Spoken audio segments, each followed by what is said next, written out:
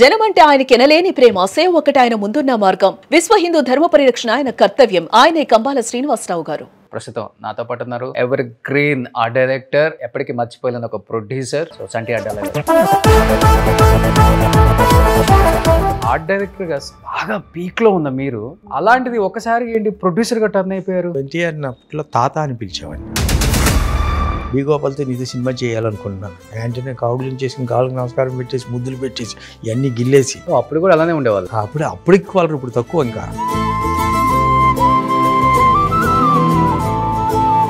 ఎక్కడో జాతకం చూపించారంట, ఎప్పుడైనా సీఎం అవుతారు తప్పకుండా. పాలకుల్లో మా ఊళ్ళో చూపిస్తే వీరికి రాజకీయ యోగం ఉందని చెప్పన్నారు. అంటే ఎలా, తాత పెట్టిన పార్టీ నుంచే రాజకీయ యోగమా?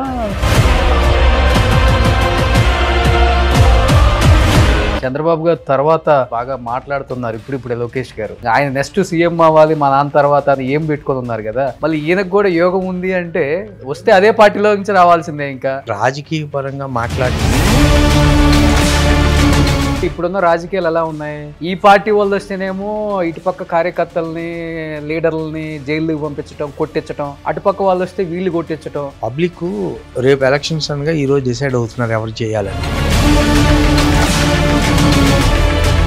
నెక్స్ట్ మన మళ్ళీ ఎన్టీఆర్ తో డేట్స్ ఇస్తే సినిమా చేయడానికి రెడీగా ఉన్నారా? అంటే ఇవాళ నంబర్స్ మారిపోయినాయి, కానీ వచ్చే నెంబర్స్ కూడా మారిపోయినాయి కదా. ప్రభాస్ అనుకున్నారా అడవిరాము టైంలో ఏదో రోజు ఇంత పెద్ద స్టార్ అవుతారు, వరల్డ్ మొత్తం తన వైపు తిప్పుకునే స్థాయికి వస్తాడు? ఇండియన్ ఫిలిం కి ఉన్న ఫ్యాన్స్ లో మొట్టమొదటి వాడు నాకు తెలిసి ప్రభాస్. రాజమౌళి డైరెక్టర్, నేను ప్రొడ్యూసర్, ప్రభాస్ హీరో. రాజమౌళి మా ఇద్దరి మధ్యన వచ్చిన డిస్టర్బెన్స్ వచ్చి ఏదో అనుకున్న తర్వాత వద్దు అనుకుని ఇదే. దాని తర్వాత ఈ సినిమాలన్నీ వచ్చాయి.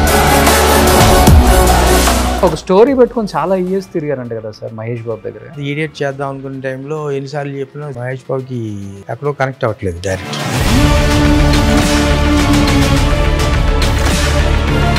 మీరు ఒక ప్రొడ్యూసర్గా కొన్ని సినిమాలు తీశారు, ఇప్పుడు కూడా చూస్తున్నారు కాబట్టి ఇండస్ట్రీ ఒక క్వశ్చన్ అడుగుతా, చెప్పండి. అదే రామోజీ ఫిలిం సిటీ, అదే అన్నపూర్ణ, అదే రామానాయుడు, అదే సారథి, అదే ఏవిఎం స్టూడియోస్ చెన్నై. సినిమా జీవితం అంటేనే ఈ 5 స్టూడియోలతోనే ముడిపడి ఉంది. అప్పటికి ఇప్పటికి ఒక్కొక్కడికి 2000 ఉంటే సినిమాకి రావాలి అంటే, 5గురు రావాలంటే 10,000 రూపాయలు పెట్టి సినిమా చూడాలి. ఎంతమంది చెమట నెత్తురుతో ఇంతమంది లగ్జరీ కార్లు, లగ్జరీ ఇల్లులు అనుభవిస్తున్నారు కదా. వీళ్ళు అనుభవించే సొత్తు అంతా వాళ్ళది కాదు, వీళ్ళదని వాళ్ళకి తెలుసు. ఎవడు బాబు మీదంతా ఎందుకు దోచుకుంటున్నారు జనాన్ని ఈ విధంగా సినిమా వాళ్ళు? యూఎస్ ప్రొడ్యూసర్ 25 ఇచ్చాడు అనుకుంటే ఈ సినిమాకి 50 నేను ఇస్తాను, నాకు సినిమా చేసి పెట్టండి, ఎప్పుడు చేస్తారు చేయండి, డబ్బులు అక్కడ పెట్టి వెళ్ళిపోవాలి కూడా ఉన్నారు. మీరే నాశనం చేస్తున్నారు మరి. ఎందుకు పరిగెడుతున్నాం పెద్ద స్టార్ దగ్గరికి? ఆడియన్స్ నాశనం చేయడానికి. అయిపోమని అంతమంది ఎందుకు సబ్స్క్రైబ్ చేసుకున్నారు? Because of this rates. Aditya Agarwal గారు స్టార్ హీరోయిన్గా ఎదిగారు. అంత స్టార్ హీరోయిన్ ఒక్కసారిగా ఓన్లీ ప్రేమించి మోసపోయిందా, లేకపోతే మోసం చేసి ప్రేమించాము అని చెప్పి ఏదన్నా? అమ్మాయికి బ్యాడ్ గైడెన్స్, ఆదరే ఆ అమ్మాయికి వెళ్ళండి. తండ్రి అనేవాడు కూతురు లైఫ్లో వెళ్ళని ఎట్లా అవుతారు సార్? మనం మార్నింగ్ 9 o'clock కాల్ షీట్ వేసుకుంటే నువ్వు కొంచెం లేట్గా వెళ్ళు, హెల్దీ కానీ స్టార్డమ్ మెయింటైన్, ఇట్లా కొంచెం రాంగ్ గైడెన్స్ చేసేవాడు అంట. టైం బ్యాడ్ అవుతే ఇంకెవడేం చేయలేరు కదా, అట్లా అయిపోయింది. అట్లా కాదు మనకి.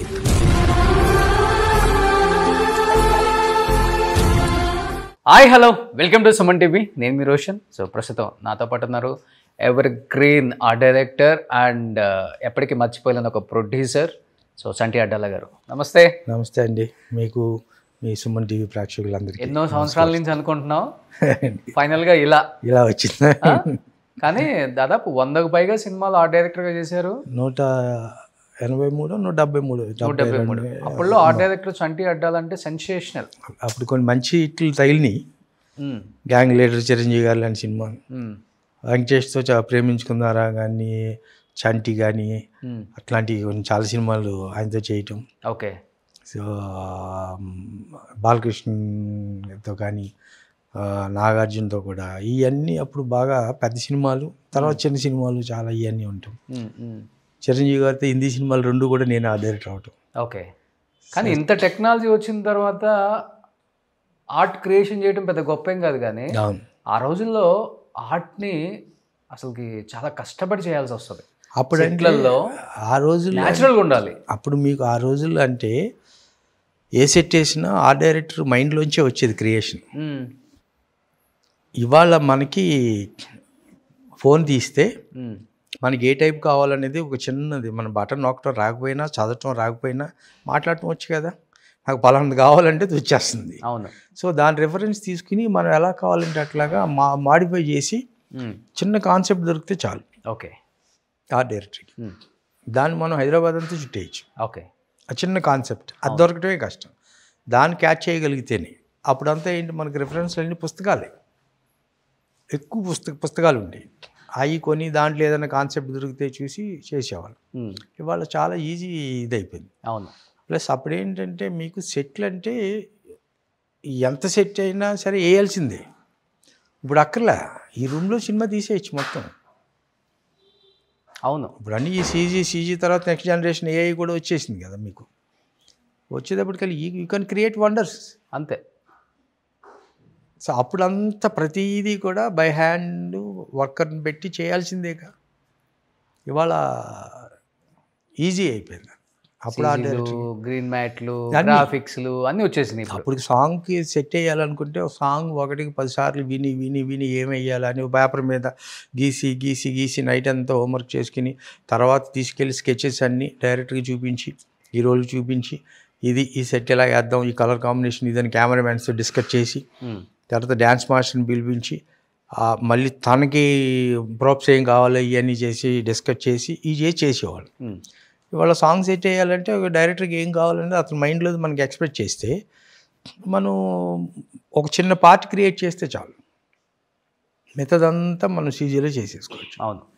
గ్రేట్. అయితే ఎక్కడనే చేసి ఇప్పుడు స్విట్జర్లాండ్ ఈ రూమ్లో క్రియేట్ చేయొచ్చు, లండన్ ఈ రూమ్లో క్రియేట్ చేయొచ్చు, యూరోప్ అంతా ఇక్కడ క్రియేట్ చేయొచ్చు. అమెరికా వెనకాల ఇంతకుముందు మన సాంగ్స్ అంటే ఫారిన్ సాంగ్స్కి వెళ్తే ఊరికి ఒక 20 మంది ఈ పెట్టిలాగా ఏ స్పీకర్ పెట్టిలు పెట్టుకుని ఆ రోడ్లంటే నడుచుకుంటూ ఇక్కడ 4 బిల్డింగ్లు ఉన్నాయి, వెనకాల 2 షాట్లు తీసేవాళ్ళం, అలా నడుచుకుంటూ ఇంకో చోటుకి వెళ్ళి 2 షాట్లు తీసేవాళ్ళం. వాళ్ళ ఫైనాన్షియల్ డిస్ట్రిక్ట్కి వెళ్తే అయ్యే ఉంటుంది. కానీ ఇప్పటికీ సినిమాలు చూస్తున్నంతసేపు సినిమా లవర్స్ అందరూ కూడా అప్పుడు జనరేషన్ వాళ్ళని ఇప్పుడు జనరేషన్ వాళ్ళని చాలా కంపేర్ చేసి మాట్లాడుకుంటూ ఉంటారు. గౌరవించడం కూడా చాలా డిఫరెంట్గా ఉంటుంది. ఎందుకంటే నేను 70s, 80s, 60s కూడా వర్క్ చేసిన వాళ్ళని చెన్నైలో చాలామంది షూట్లు చేసి ఉన్నాను నేను.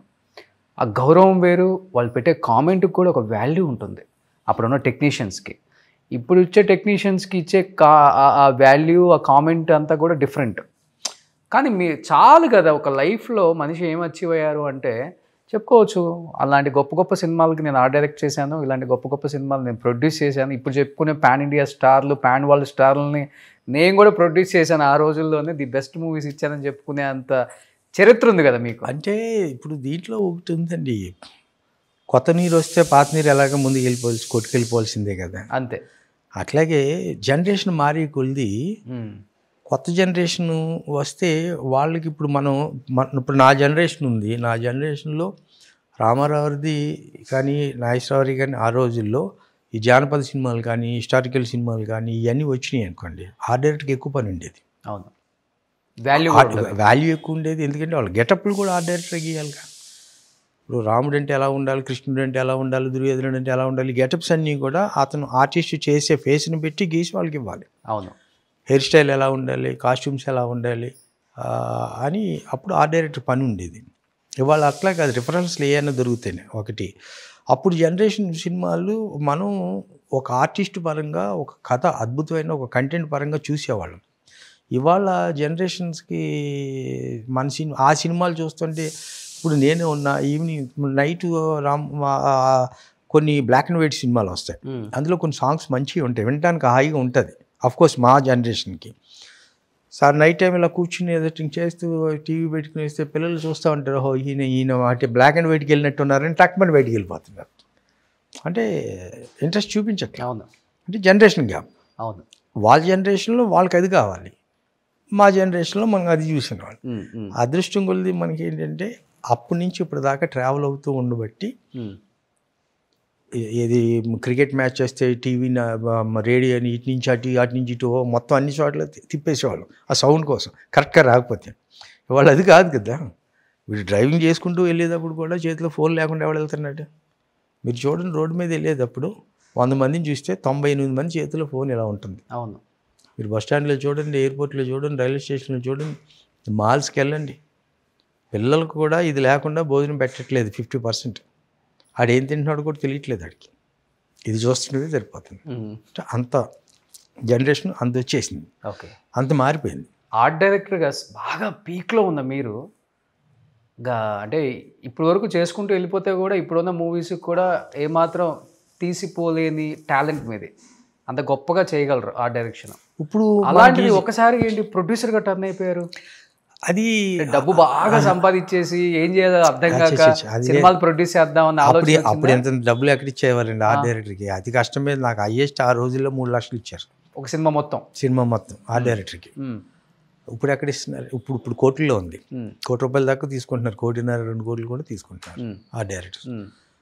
అప్పుడు అయితే ఏంటంటే అప్పుడు కూడా హీరోలు కూడా రెమ్యునరేషన్స్ అన్నీ లక్షల్లోనే ఉండేవిగా. లక్షల్లోనే ఉండేవి తప్ప కోట్లు ఎవరికి ఉన్నాయండి? ఆ వేరియేషన్ వేరు. సో ప్రొడ్యూసర్ అవ్వడానికి కారణం రీజన్ ఏంటంటే రామనాయుడు గారు సినిమా కారంచేడులో ఎక్కడ షూటింగ్ చేస్తున్నాం. దానికి కెమెరామెన్ శ్రీనివాస్ రెడ్డి కెమెరామెన్, తను కెమెరామెన్. దానికి నేను నైట్ టైం కూర్చుని ఏం రాసుకుంటూ ఉండేవాడిని. ఏం రాస్తున్నారంటే ఒక కథ రాసుకుంటున్నాను, ఏదో సినిమా చేయాలని ఉంది, డైరెక్షన్ చేయాలని ఇంట్రెస్ట్ ఉందని. తర్వాత నేను నాయుడు గారికి చెప్పా, ఇలా నేను ఒక స్క్రిప్ట్ రాసుకుంటున్నానండి, నేను డైరెక్షన్ చేద్దాం అనుకుంటున్నాను అంటే నాయుడు గారు ఏమన్నారు, ఎవరికి ఎందుకు నాకు చెప్పు, నాకు నచ్చితే నీకు ఛాన్స్ ఇస్తాలే అన్నాను. నాకు ఫస్ట్ ఆర్ట్ డైరెక్షన్ ఛాన్స్ ఇచ్చింది కూడా నాయుడు గారే. ప్రేమ, ఓకే, వెంకటేష్ సినిమా ప్రేమ ఉంది కదా, ప్రేమ సినిమా ఫస్ట్ సినిమా నా ఆర్ట్ డైరెక్షన్. అయితే నా ఫస్ట్ సినిమా రిలీజ్ అయింది మాత్రం రవిరాజ పినిశెట్టిది, ఆయనది న్యాయం కోసం, Geetha arts, Vasantha arts. So అది రిలీజ్ అయింది. కానీ బట్ నాకు Prema first cinema art director. So ఆయన బ్యానర్లో దాదాపు 20 సినిమాలు పైన 20-25 సినిమాలు చేశాను. నాకు నాయుడు గారి సినిమాలు కంటిన్యూగా నేను ఆర్ట్ డైరెక్షన్ చేసేవాడిని ఒక టైంలో. ఆ టైంలో ఆయన సినిమా అవుట్డోర్లో ఉన్నప్పుడు, కాదు నాకు చెప్పరా, నువ్వు చెప్తే నాకు నచ్చితే నేనే చేస్తాను, మళ్ళీ ఎందుకు బయట ఎందుకని అన్నారు ఆయన. నా మీద అంత నమ్మకం ఉండేది. ఎందుకంటే ఆయన మ్యూజిక్ సిట్టింగ్లో కూడా నేను కూర్చోబెట్టేవారు. నేను చేసే ప్రతి సినిమాకి, ఆయన కన్ఫర్మ్ చేసిన ప్రతి సినిమాకి డైరెక్టర్ని చంటి కథ చెప్పించండి అని చెప్పించేవారు, నాకు చెప్పించేవారు. ఇప్పుడు రామనాయుడు స్టూడియో ఉంది కదా, అది అప్పుడు కడుతూ ఉండారు, ఇంకా ఫుల్ బడ్జెట్ కట్టలా, జస్ట్ ఒక ఆఫీస్ రూమ్ పెట్టుకున్నారు అంతే. ఇంకా అక్కడి నుంచి ఆ స్టూడియో కాంపౌండ్ వాళ్ళు, గేట్ దగ్గర నుంచి ఇవన్నీ కూడా నేను వచ్చిన తర్వాత అప్పుడు ఆయన దగ్గర ఎక్కువ సినిమాలు చేస్తూ ఉండేవాడిని. అప్పుడు నాయుడు గారికి కథ చెప్తున్న టైంలో ఈ శ్రీనివాసరెడ్డి కెమెరామెన్ ఏమన్నాడంటే, ఒరే నేను ఒక కథ విన్నానురా, నీ కథలు ఇంట్రెస్ట్ కదా, ఒకసారి వినరా అన్నాడు. అప్పుడు కథ విన్నాం. అది ఆరోపణ. బ్రహ్మానందం గారి బియ్యం కూడా, ఎస్, బ్రహ్మానందం, గౌతమ్ చేసుకున్నాం. Yes yes yes. Okay. So వీళ్ళ పాపని శ్రీనివాసరెడ్డి కూతుర్ని గౌతమ్కి ఇచ్చారు. అవును. వాడి కథ వినమంటే అప్పుడు చంద్రబోసు మిస్సెస్ సుచిత్ర ఉంది కదా, సుచిత్రే కదా, తన డ్యాన్స్ మాస్టర్ అప్పట్లో. తనది కథ, ఆరో ప్రాణం అనే కథ బాగుంది. అప్పుడు వీరికి డైరెక్షన్ దీని కింద పెడుతూ అప్పుడు ఫస్ట్ సినిమా సరదాగా చేద్దామని చెప్పి అది ప్రొడ్యూసర్గా దిగాం. ఓకే. అది ఆర్ట్ ఫోర్స్ వల్లే దిగాను నేను. నాయుడు గారి డబ్బులా మీ డబ్బులా? డబ్బులు నాయుడు గారు ఎవరి కాదు, అది ప్రొడక్షన్ నాది. అప్పుడు నేను శ్రీనివాసరెడ్డి కలిపి చేసాం. ఓకే. అప్పుడు శ్రీనివాస ఆర్ట్స్ అని పెట్టుకున్నాడు శ్రీనివాసరెడ్డిది. కలిపి చేద్దామరా, ఇంతే అవుతుందరా, నువ్వెందుకో 10 లక్షలు పెట్టు, నేను 10 పెడతాను, మిగతా ఫైనాన్స్ చేద్దాం, అది ఇది అన్నాడు. నిజమే అనుకుని దిగాం. దిగిన తర్వాత తెలిసింది ఎవడో రూపాయి ఇవ్వట్లేదు. తర్వాత అప్పట్లో నాకు నాయుడు గారు సపోర్ట్ చేసి ఇక్కడ కేఎల్ఎన్ రాజు ఫైనాన్షియర్ ఉండేవాడు, ఇప్పటికీ ఉన్నాడు ఆయన. ఆయనకి చెప్పి, అప్పుడు ఫైనాన్షియర్ ఆయనకి చెప్పి, చంటి నా టెక్నీషియన్, ఏం పర్లేదు, బాగా చేసుకుంటాడు, హెల్ప్ చెయ్యి అంటే అప్పుడు ఫైనాన్స్ ఆయన ఇచ్చాడు. అప్పుడు ఆ సినిమా తీసా. ఎంత వడ్డీ ఉండేది అప్పుడు? ఇప్పుడైనా ₹3 అండి. అప్పుడు కూడా ₹3? ఓమో, ₹3. సో ఆ సినిమా చేసాం, ఫస్ట్ సినిమా. ఓకే. ఆ సినిమా అనుకోకుండా మంచి హిట్ అయింది. పాటలు కూడా మంచి పాటలు అందులో. బాలసుబ్రహ్మణ్యం గారు, ఈ songs beautiful songs. Music director ఒకటే అప్పుడు. అక్కడి నుంచి అది ప్రొడ్యూస్ చేశాం కదా అనుకునే టైంలో బాలకృష్ణ డేట్లు, అప్పుడు ఫస్ట్ డేట్లు శ్రీనివాస్ రెడ్డి పట్టుకొచ్చాడు. చంటి నేను ఆరోపణం చేశాం బాబు, ఇలా చేస్తున్నాను, పవిత్ర ప్రేమ. అంటే అప్పుడు ముత్యాల సుబ్బయ్య గారు సక్సెస్లో ఉన్నారు, ఫుల్ పీక్. అప్పుడు వెంకటేష్ సినిమాలు అన్నీ సూపర్ హిట్లో ఉన్నారు. అవునవును. ఆయన డైరెక్టర్గా పెట్టి చేద్దాం అనుకున్నప్పుడు అనుకోకుండా ఆ సినిమా సెట్ అయింది. సెట్ అయితే ఆ సినిమా బాగా ఆడింది. అది 100 days ఫంక్షన్ ఇక్కడ చేయాలా, అనంతపురం కర్నూలు అటు ఎక్కడికి వెళ్దాం అనుకునే దగ్గర చిన్న మిస్అండర్స్టాండింగ్ శ్రీనివాస్ రెడ్డికి బాలయ్య బాబుకి వచ్చి ఆ ఫంక్షన్ చేయలే.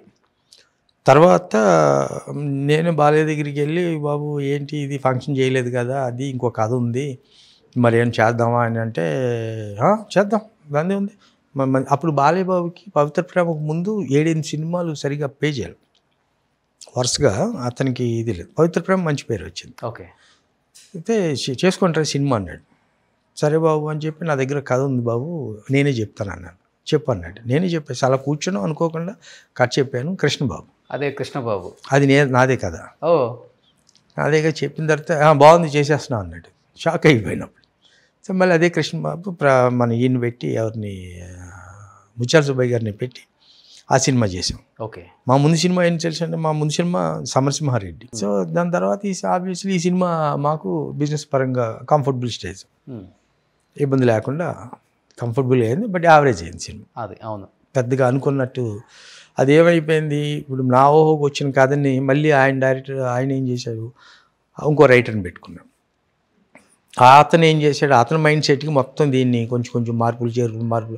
అది బిగినింగ్లో షూటింగ్ జరిగేటప్పుడు కూడా నేను మధ్యలో ఆపి, ఇలా కరెక్ట్ కాదు, ఒరిజినల్ అనుకున్న కథ పాడైపోతుంది, ఇవన్నీ పెట్టొద్దంటే, ఇక డైరెక్టర్ అప్పుడేమో సక్సెస్లో ఉన్నాడు. బాలయ్య బాబు కూడా ఆయనకు వదిలేసి అని అన్నారు. సరే వదిలేసాను. అదే యావరేజ్ అయింది. కానీ తర్వాత ఇంకా అల్లరి రాముడేనా? కృష్ణబాబు అయిపోయిన తర్వాత బాచి జగపతి బాబు తోటి పూరి జగన్నాథ్, బద్రీ చేసిన తర్వాత పూరి జగన్నాథ్ తోటి సినిమా అది. ఓకే. బాచి చేద్దాం అనుకునే టైంలోనే శ్రీనివాస్ రెడ్డి పేరు లేని సినిమాని ఒకటి చేశాడు. అప్పుడు శివ డైరెక్షన్లోనే, రమణ డైరెక్షన్లో పేరు లేని సినిమా వచ్చింది. ఓకే. నాతో చెప్పకుండా ఆ సినిమా స్టార్ట్ చేసాడని చెప్పి అప్పుడు త్రివిక్రమ్ శ్రీనివాస్ని భాస్కర్ డైరెక్టర్, వీళ్ళందరూ మన ఆఫీస్లో కూర్చునేవారు సినిమా కోసం. ఇది పేరు లేని సినిమాకి డైలాగ్ రైట్ అనుకో దేనికో అప్పుడంతా. ఆ సినిమా సపరేట్గా చేస్తాడని కోపంతో సరే బాచి కలిపి చేద్దామని తిరుమల తిరుపతి వెంకటేష్ నేను సపరేట్గా చేసుకుంటానని చెప్పి ప్యారలల్గా 2 ఒకసారి స్టార్ట్ చేశాను. Tirumala Tirupati Venkatesh cinema first friendly movies అని స్టార్ట్ చేసింది ఈ సినిమాతో. నేను కేఎస్ రామారావు కలిపి చేద్దామని చెప్పి స్టార్ట్ చేసాం సరదాగా. ఓకే. చేసిన అనుకుని తర్వాత రామారావుకి వేరే పెద్ద సినిమా వచ్చేటప్పటికి సరే నువ్వు చేసేసుకోవచ్చు అని చెప్పిన తర్వాత నేను ఆ ఫ్రెండ్లీ మూవీస్ మీద తిరుమల తిరుపతి వెంకటేష్ చేశాను. ఓకే. అక్కడి నుంచి ఇక తిరుమల తిరుపతి వెంకటేష్ నుంచి నేను సపరేట్ అయ్యాను, వాడు సపరేట్ అయ్యాడు. ఓకే. బాచితో మేము 4 సినిమాలు చేసాం ఆడి నేను కలిపి. తర్వాత ఈ తిరుమల తిరుపతి వెంకటేష్ షూటింగ్ అయిపోయిన తర్వాత సినిమా అయిపోయింది. సినిమా బాగానే ఆడింది. అది రీమేక్, తమిళ సినిమాని తెలుగులో చేసాం. రవితేజ, శ్రీకాంత్ వీళ్ళందరినీ పెట్టి ఇది చేసాం. అప్పుడు ఆ సినిమా ఈ పాతిళ్ళు ఉండగా ఇందులో కూడా షూటింగ్ చేశాను అనమాట. ఆ సినిమా దాంట్లో ఉంటుంది ఇది ఎవరిల్లు, ఇది రవితేజ హౌస్, శ్రీకాంత్ హౌస్ చేసా ఇల్లు. ఓకే. తర్వాత ఆ సినిమా అయిపోయిన తర్వాత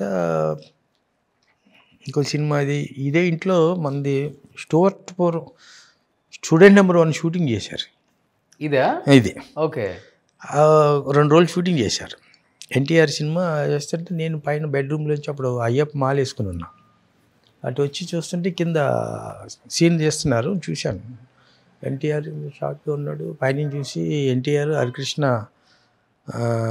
గారు వాళ్ళ ఇది అని చెప్పిన తర్వాత పైన చూశాను. ఆ యాక్టింగ్ అది బాగా నచ్చింది. తర్వాత ఆ రోజు నైటు ఇంట్లో ఆలోచిస్తూ ఎవరితో స్పార్క్ మంచి టాలెంటెడ్ కుర్రలా ఉన్నాడు, వీడితో మనం ఎందుకు సినిమా చేయకూడదు అని చెప్పి ఒక కమర్షియల్ డైరెక్టర్ని పెట్టి కమర్షియల్ ఫ్యామిలీ నుంచి వచ్చిన హీరో కాబట్టి, ఎన్టీఆర్, బాలకృష్ణ ఈ ఫ్యామిలీ నుంచి వచ్చాడు కాబట్టి ఏదైనా పెట్టి చేస్తే ఎలా ఉంటుంది అని ఒక ఆలోచన వచ్చింది. ఆలోచన వచ్చిన తర్వాత ఆ 2 రోజులు అబ్జర్వ్ చేశాను. అబ్జర్వ్ చేసిన తర్వాత పెద్దగా సరే మాట్లాడదాం అని చెప్పి అనుకున్నాను. అనుకుని షూటింగ్ కూడా వెళ్ళాను ఒకరోజు. వెళ్ళిన తర్వాత సినిమా చేద్దాం అనుకుంటున్నాను. ఎందుకో మా ఇంట్లో షూటింగ్ చేశాక నీ మీద సినిమా చేయాలనిపించింది. ఏంటని అడిగితే, భలేవారు సార్ మీరు ఎప్పుడంటే అప్పుడు బాబాయ్తో సినిమా తీశారు కదా సార్ అన్నాను. నాకు టైంని నేను ఆలోచించి చెప్తానని చెప్పి, ఎవరితో చేస్తే బాగుంటుంది అని చెప్పి ఆలోచించి గోపాల్ దగ్గరికి వెళ్ళాను. గోపాల్ కాబట్టి మీ ఫ్రెండ్ కాబట్టి. అంటే గోపాల్ అసోసియేట్ డైరెక్టర్గా, నేను అసిస్టెంట్ ఆర్ట్ డైరెక్టర్గా రాఘవేంద్ర గారి దగ్గర కొన్ని సినిమాలు చేశాను. అప్పటి నుంచి టెక్నీషియన్స్ మేక మెడ్రాస్. కానీ భయం అనిపించలేదా? ఇప్పుడంటే బాలకృష్ణ గారు అంటే ఎన్టీఆర్ కొడుకు, బాలకృష్ణ అప్పటికి నెక్స్ట్ లెవెల్లో ఉన్నారు. కానీ జూనియర్ ఎన్టీఆర్ అనగానే అప్పుడు ఇంత ఫ్యామిలీ సపోర్ట్ లేదు, ఇంత పెద్ద స్టారు కాదు. బట్ ఇలాగా డైలాగ్ డెలివరీ ఉంటుందా, ఎంత డ్యాన్స్ చేసేవాడా, సింగిల్ టేక్ ఆర్టిస్టా, ఇవన్నీ ఉన్నాయా సార్ అప్పుడులో? ఏ సపోర్ట్ లేకుండా పైకి లేపడం కష్టం కదా అప్పుడులో. అప్పుడు ఇదే జరిగింది డిస్కషన్. చేస్తే గోపాల్ దగ్గరికి వెళ్తే, ఆ రోజు గోపాల్ పొజిషన్ నేను తెలుసా మీకు? Samarasimha Reddy super duper hit, Narasimha Naidu super duper hit. Okay. దాని తర్వాత ఏ సినిమా చేయాలని కూర్చున్నాడు. ఓకే. ఏ సినిమా చేయాలని కూర్చున్న టైంలో నేను వెళ్తే, అసలు నీకేమైనా బుద్ధి ఉందా, మత్తుందా, అప్పుడు ఇంత పెద్ద హిట్లు ఇచ్చి కూర్చున్నాను, పెద్ద హీరోని తెచ్చుకోవచ్చు కదా, అప్కమింగ్ హీరోతోటి చేయటం ఏంటి, చిన్న హీరోతో చేయటం ఏంటి అనే దాంతో అప్పుడు అన్నాడు. ఎన్టీఆర్తో సినిమా అనగానే ఎన్టీఆర్ మీద చంటి మనకు వర్కౌట్ అవుతుందా, అంత బిజినెస్ అవుతుందా, ఇప్పుడు అప్పటికే పెద్ద బడ్జెట్ల సినిమాలు కదా అనే లెక్కలో ఉన్నారు. లేదు గోపాల్, నాకెందుకో చేస్తే బాగుంటుంది అనిపిస్తుంది, అది ఇది అన్నాను. నీకు ఏదైనా చేయాలంటే చూద్దాం, దాన్ని బట్టి ఆలోచిద్దాం అని చెప్పి అన్నాడు. అనేది అది మాకు ఒక 1 month పట్టింది. 1 month ఎన్టీఆర్ని హీరోగా పెడదాం వద్దని అందరూ వద్దని. ఓన్లీ రీజన్ ఏంటి సార్? అంటే గోపాల్ సమరసింహారెడ్డి, నరసింహనాయుడు ఇచ్చేసి పెద్ద ఎక్కడున్నాడు, టాప్ పొజిషన్లో ఉన్నాడు. ఆ టైంలో ఆ రేంజ్ ఖర్చు పెట్టాలంటే వర్కౌట్ అవుతుంది కదా. ఆది అవన్నీ తీసాడు కదా. అప్పటికి ఆది రిలీజ్ అవ్వలేదు, స్టూడెంట్ నెంబర్ 1 రిలీజ్ అవ్వలేదు. స్టూడెంట్ నెంబర్ 1 కూడా రిలీజ్ అవ్వాలా, ఆది రిలీజ్ అవ్వాలా. నేను ఆ స్టూడెంట్ నెంబర్ 1 షూటింగ్ టైంలో ఆ కుర్రను చూసి చేద్దామన్నది. ఓకే. ఇక్కడ షూటింగ్ చేస్తున్నారు కదా అని. అప్పుడు నేను అంటే టైం తీసుకున్నాను సార్. పరశురు గోపాలకృష్ణ గారి దగ్గర కూర్చున్నాను. గోపాలకృష్ణ గారితో చెప్పాను, గురువా ఏం చేద్దాం ఇలా అంటే, ఆలోచించరా, ఇంతే ఉన్నాడు కదా గోపాల్ ఏమో 2 ప్రపంచాన్ని అతను ఇంతే ఉన్నాడు. ఇన్ ది సెన్స్ అప్పుడు ఆయన మైండ్లో కూడా నరసింహనాయుడు సూపర్ డూపర్ హిట్ అయిపోయింది, సమరసింహారెడ్డి సూపర్ డూపర్ హిట్ అయిపోయింది, గోపాల్ ఆ రేంజ్లో ఆలోచిస్తున్నాడు కదా, చిరంజీవి బాలకృష్ణ ఆ రేంజ్లో ఆలోచిస్తున్నాడు, తిని పెట్టి ఎలా చేస్తావరా ఒకసారి ఆలోచించుకో నువ్వు అంటే. నేను మొండోళ్ళలాగా పట్టు వదలని విక్రమార్కుల్లాగా చేద్దామని గోపాల్ తెచ్చింది. సరే గోపాల్ అన్నాడు, సరే నువ్వు చేద్దాం అంటున్నావు కదా, ఓకే డన్ చేద్దామని చెప్పి ఒక అండర్స్టాండింగ్ వచ్చిన తర్వాత ఎన్టీఆర్ దగ్గరికి వెళ్ళాను. నేను ఎన్టీఆర్ని అప్పట్లో తాత అని పిలిచేవాడిని. అంటే నాకు పెద్ద ఎన్టీఆర్ మీద దీని మీద తాత అని పిలిచి, తాత గోపాల్తో నీతో సినిమా చేయాలనుకుంటున్నాను. వెంటనే కావులు చేసి కాళ్ళకి నమస్కారం పెట్టేసి ముద్దులు పెట్టేసి ఇవన్నీ గిల్లేసి కొరికేసి అల్లరి చేసాడు. అప్పుడు కూడా అలానే ఉండేవాళ్ళు. అప్పటికి వాళ్ళు ఇప్పుడు తక్కువ, ఇంకా అప్పుడు భయంకరమైన అల్లరి. ఓకే. సరే బాబు గోపాల్తో అంటే బాబాయ్తో 2 సూపర్ హిట్లు ఇచ్చేసాడు, అది ఇది దీని మీద. సో అనుకోకుండా అది మనం చేద్దామని ఫిక్స్ అయ్యాం. స్టూడెంట్ నెంబర్ 1 రిలీజ్ అయింది, హిట్ అయింది. స్టూడెంట్ నెంబర్ 1 రిలీజ్ అవ్వకముందే ఆది స్టార్ట్ అయింది. అది రిలీజ్ అయింది. ఆది జరుగుతున్న టైంలో మేము సినిమా కన్ఫర్మ్ చేసుకున్నాం. ఓకే. కన్ఫర్మ్ చేసుకుని ఇక్కడే ఓపెనింగ్ చేసాం, కిందే ఓపెనింగ్ చేసాం. అప్పుడు పాతిళ్ళు ఉన్నప్పుడే చేసి సినిమా స్టార్ట్ అయిన తర్వాత ఆది సూపర్ హిట్ అయిపోయింది. ఆది సూపర్ హిట్ అయిన తర్వాత అప్పుడు మాకు కొంచెం ధైర్యం వచ్చింది, కొంచెం బడ్జెట్ పెంచుదాం అని కొంచెం బడ్జెట్ పెంచుకున్నాం. అప్పుడు గోపాల్కి ప్యారలల్గా ఇందిరా సినిమా ఓ పక్కన చిరంజీవి తోటి ఇందిరా తీస్తూ ఓ పక్కన ఎన్టీఆర్ తోటి అల్లరి రాముడు 2 ప్యారలల్గా జరిగినాయి షూటింగ్లు. ఓకే. 2 ఇంచుమించు ఒకేసారి రిలీజ్ అయింది. ఓకే. అది సూపర్ హిట్ అయింది, ఇది హిట్ అయింది. Indira super hit. నగ్మా నరేష్ అప్పుడు దాకా నరేష్ ఇంట్లో కూర్చున్నవాడిని నరేష్ని కూర్చోబెట్టి అప్పుడే బయటికి తీసుకొచ్చింది. అప్పుడు రాజేంద్ర ప్రసాద్ అనుకున్న క్యారెక్టర్ అది. అప్పుడు నరేష్ని తీసుకొచ్చి పెట్టింది అది. ఓకే. సో నగ్మా నరేష్ ఇవన్నీ పెట్టిన తర్వాత ఆ సినిమా అది మనకి 47 సెంటర్స్లో 100 days ఆడింది. ఓకే. సో అది ఫస్ట్ ఫంక్షన్ అఫిషియల్గా శిల్పకళా వేదికలో చంద్రబాబు గారిని వాళ్ళందరినీ పిలిపించి, అప్పుడు సీఎం ఆయన హరికృష్ణ గారిని కూడా పిలిపించి ఫస్ట్ డయాస్ మీద ఫ్యామిలీ మెంబర్స్ అందరిని కూర్చోబెట్టి ఫంక్షన్ చేసింది ఎన్టీఆర్కి మొట్టమొదటి ఫంక్షన్ అది. అంతేనా? ఫ్యామిలీ కలిపింది కూడా అప్పుడేనా? అప్పుడు కలపడం ఏంటి, అప్పుడు కలిసి ఉన్నారో లోపల ఏంటి, బట్ అఫిషియల్గా పబ్లిక్లో ఒక స్టేజ్ మీద హరికృష్ణ ఈయన్ని కలిపి దండేసింది ఆ ఫంక్షన్. ఎన్టీఆర్ని హరికృష్ణ గారిని ఇద్దరు కలిపి తండ్రి కొడుకులుగా దండేసింది. ఇద్దరిని సన్మానించింది అప్పుడు. ఓకే. చాలా హ్యాపీ ఫీల్ అయ్యి ఉంటారు కదా? చాలా హ్యాపీ. అసలు ఫస్ట్ ఎన్టీఆర్తో మేము పాల్కొల్లో షూటింగ్ చేస్తున్నాం అల్లరి రాముడిది. అది అప్పుడు రిలీజ్ అయింది సినిమా, సూపర్ హిట్ అయింది. మేము షూటింగ్లో ఉండగా రిలీజ్ అయ్యి సూపర్ హిట్ అయింది. సూపర్ హిట్ అయిన తర్వాత ఏవైనా బాలయ్యబాబు తోటి ఎన్టీఆర్తో ఫోన్ మాట్లాడించాలి. అప్పుడు మాటలు ఇప్పుడు లేవు. బాలకృష్ణ లేదు, ఎప్పుడు లేదు, ఎప్పుడు మాట్లాడలేదు. ఎప్పుడు మాట్లాడకపోతే అప్పుడు మాట్లాడేద్దాం అంటే ఓ రోజు నైటు అతను తారకే అనేవాడు, బాబాయ్ చేత మాట్లాడాలి, వస్తే బాగుండు, మంచి హిట్ అయింది కదా, ఇతను బ్లెస్సింగ్స్ ఇస్తే బాగుంటుంది కదా అనే దాంతో అనుకుని బాలయ్య బాబుకి ఫోన్ చేశాను నేను. బాబు ఇక్కడ షూటింగ్లో ఉన్నాం పాల్కొల్లో. బాలయ్య కూడా పాల్కొల్లు షూటింగ్ వచ్చాడు. అప్పుడు మేము కృష్ణబాబు పాల్కొల్లు చేసాం షూటింగ్. షూటింగ్లో ఉన్నాం బాబు, ఎంకరేజ్ చేస్తే బాగుంటుంది కదా, కంగ్రాట్ చెప్తే బాగుంటుంది కదా బాబు.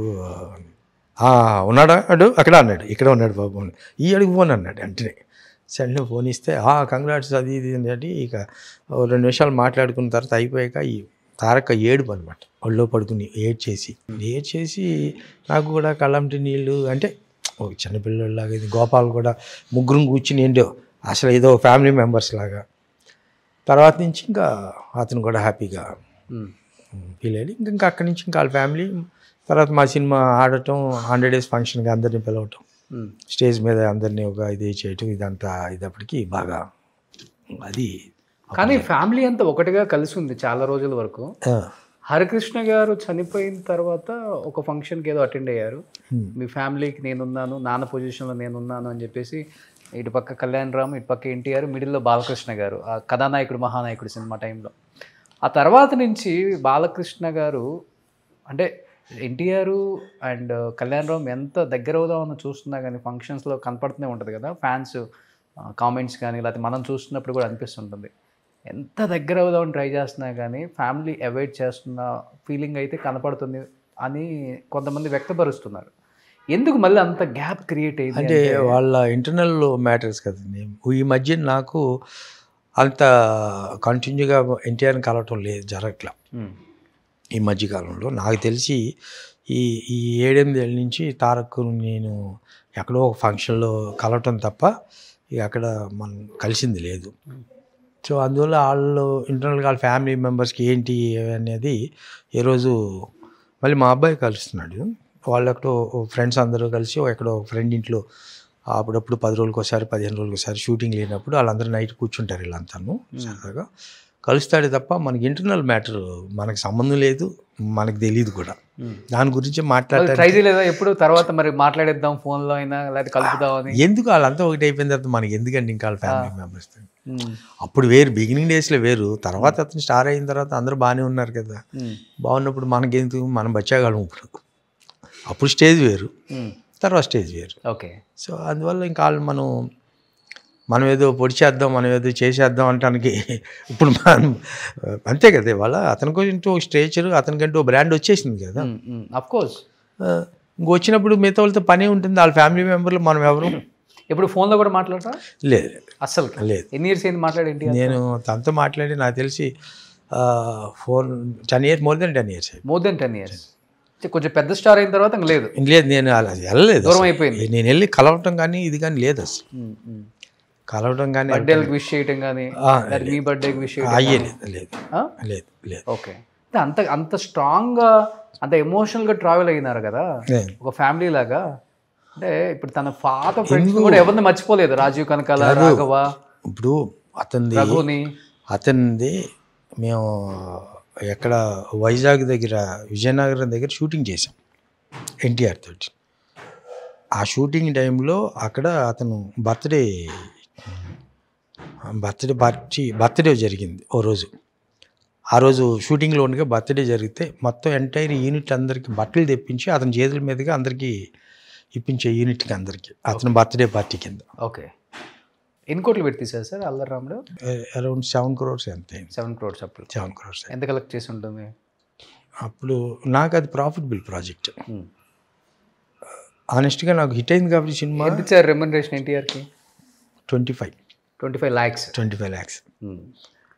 సో అప్పుడు 25 lakhs తీసుకుంటున్నారు. అప్పుడు మరి ఆది సూపర్ హిట్ అయింది. స్టూడెంట్ నెంబర్ 1 సూపర్ హిట్ అయింది. తర్వాత మన సినిమా. ఓకే. కానీ ఎక్కడో జాతకం చూపించారంట, అది ఎప్పుడైనా సీఎం అవుతారు తప్పకుండా. అది ఆ సినిమా చేసేటప్పుడు అసలు ఇతను ఏదో స్పార్క్ కనపడుతుంది, ఏమీ లేకుండా గబుకుని కనపడదు. సరే ఒకసారి చూపిద్దామని చెప్పి ఆ డేట్లు టైమింగ్స్ అన్నీ తీసుకుని చూపించా. పాలకుల్లో మా ఊళ్ళోనే చూపించా.